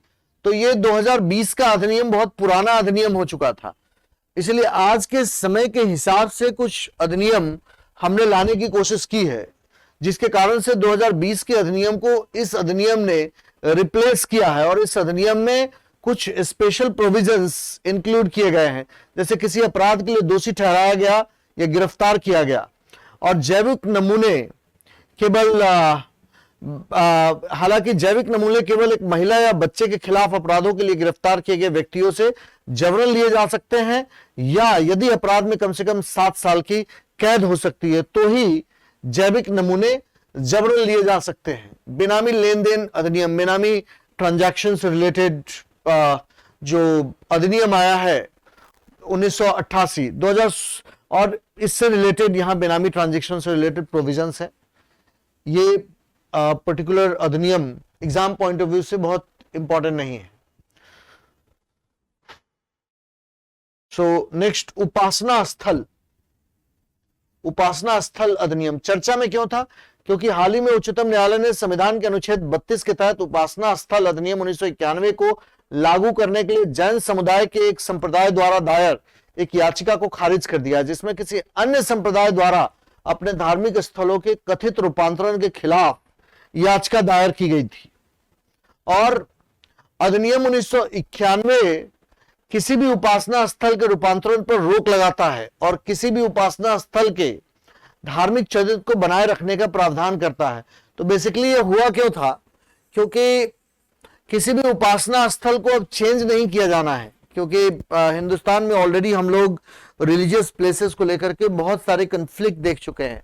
तो पर्पज ये था कि उस उपासना स्थल के द्वारा, स्थल अधिनियम के द्वारा किसी उपासना स्थल का रूपांतरण अब नहीं किया जा सकता है और उसके धार्मिक चरित्र को बनाए रखने का भी प्रावधान है इसके अंतर्गत। इसमें धारा 3 ये कहता है किसी भी धार्मिक संप्रदाय के पूजा के स्थान को एक अलग धार्मिक संप्रदाय के पूजा स्थल में या यहां तक कि एक ही धार्मिक संप्रदाय के एक अलग खंड में पूर्ण रूप से या आंशिक रूप से परिवर्तित करने पर रोक है। मतलब अगर मान लिया एक पूजा स्थल का इस्तेमाल एक पर्टिकुलर एक धार्मिक समुदाय कर रहा है तो दूसरे धार्मिक समुदाय द्वारा उस पूजा स्थल का इस्तेमाल नहीं किया जा सकता है। इसका महत्व क्या है? इसके माध्यम से राज्य ने एक संवैधानिक प्रतिबद्धता को लागू किया है और सभी धर्मों और धर्मनिरपेक्षता की समानता को बनाए रखने के लिए अपने संवैधानिक दायित्वों का संचालन किया है। इसका पर्पस ये होता है कि अलग अलग धर्म के लोगों के बीच में सांप्रदायिक सौहार्द बना रहे, कम्युनल हार्मनी बनी रहे और एक धर्म के लोग ऐसा क्लेम न कर सके कि ये जो पूजा स्थल है ये उनके धर्म को बिलोंग करता है और वो वहां पर पूजा उपासना करना शुरू करे।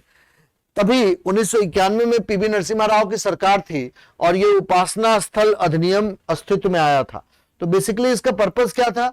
इसका पर्पस था कि 1992 में जो कन्फ्लिक्ट हुआ था राम जन्मभूमि और बाबरी मस्जिद को लेकर के, तभी ये उपासना स्थल अधिनियम आया था पीवी नरसिम्हा राव की सरकार में, जिसमें यह कहा गया कि एक धर्म के लोग अगर एक उपासना स्थल का इस्तेमाल कर रहे हैं तो दूसरे धर्म के लोगों द्वारा उसका इस्तेमाल नहीं किया जाना है और इसको कम्युनल हार्मनी से जोड़ करके देखा गया।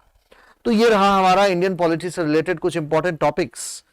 ये ऐसे टॉपिक्स है कि यहां से रिलेटेड क्वेश्चन वैसे भी आप इंडियन पॉलिटी में पढ़ते हैं, लेकिन यहां इस वीडियो के माध्यम से आपको एक आइडिया लग जाएगा कि कौन कौन से ऐसे इंस्टीट्यूशंस हैं जो पूरे साल भर में न्यूज में रहे हैं और उन इंस्टीट्यूशन से रिलेटेड टॉपिक्स को आप देख सकते हैं। बेसिकली क्वेश्चन का नेचर बहुत सिंपल होगा इन टॉपिक्स से रिलेटेड। वो ऐसे टॉपिक्स होंगे क्योंकि ये ट्रेडिशनल टॉपिक्स है, लेकिन यहां से क्वेश्चन इसलिए पूछे जा सकते हैं क्योंकि ये टॉपिक्स न्यूज में रहे हैं, इसलिए यहां से रिलेटेड क्वेश्चन आपसे पूछे जा सकते हैं। तो इसके साथ ही हमारा ये सेशन खत्म हुआ। ऑल द बेस्ट आप सबको प्रीलिम्स एग्जामिनेशन के लिए। और मैंने इसमें कुछ एडवाइसेस आपको दिए हैं। आई होप उन एडवाइसेस को आप इंप्लीमेंट करेंगे तो आपका बहुत फायदा होगा इस टॉपिक से रिलेटेड।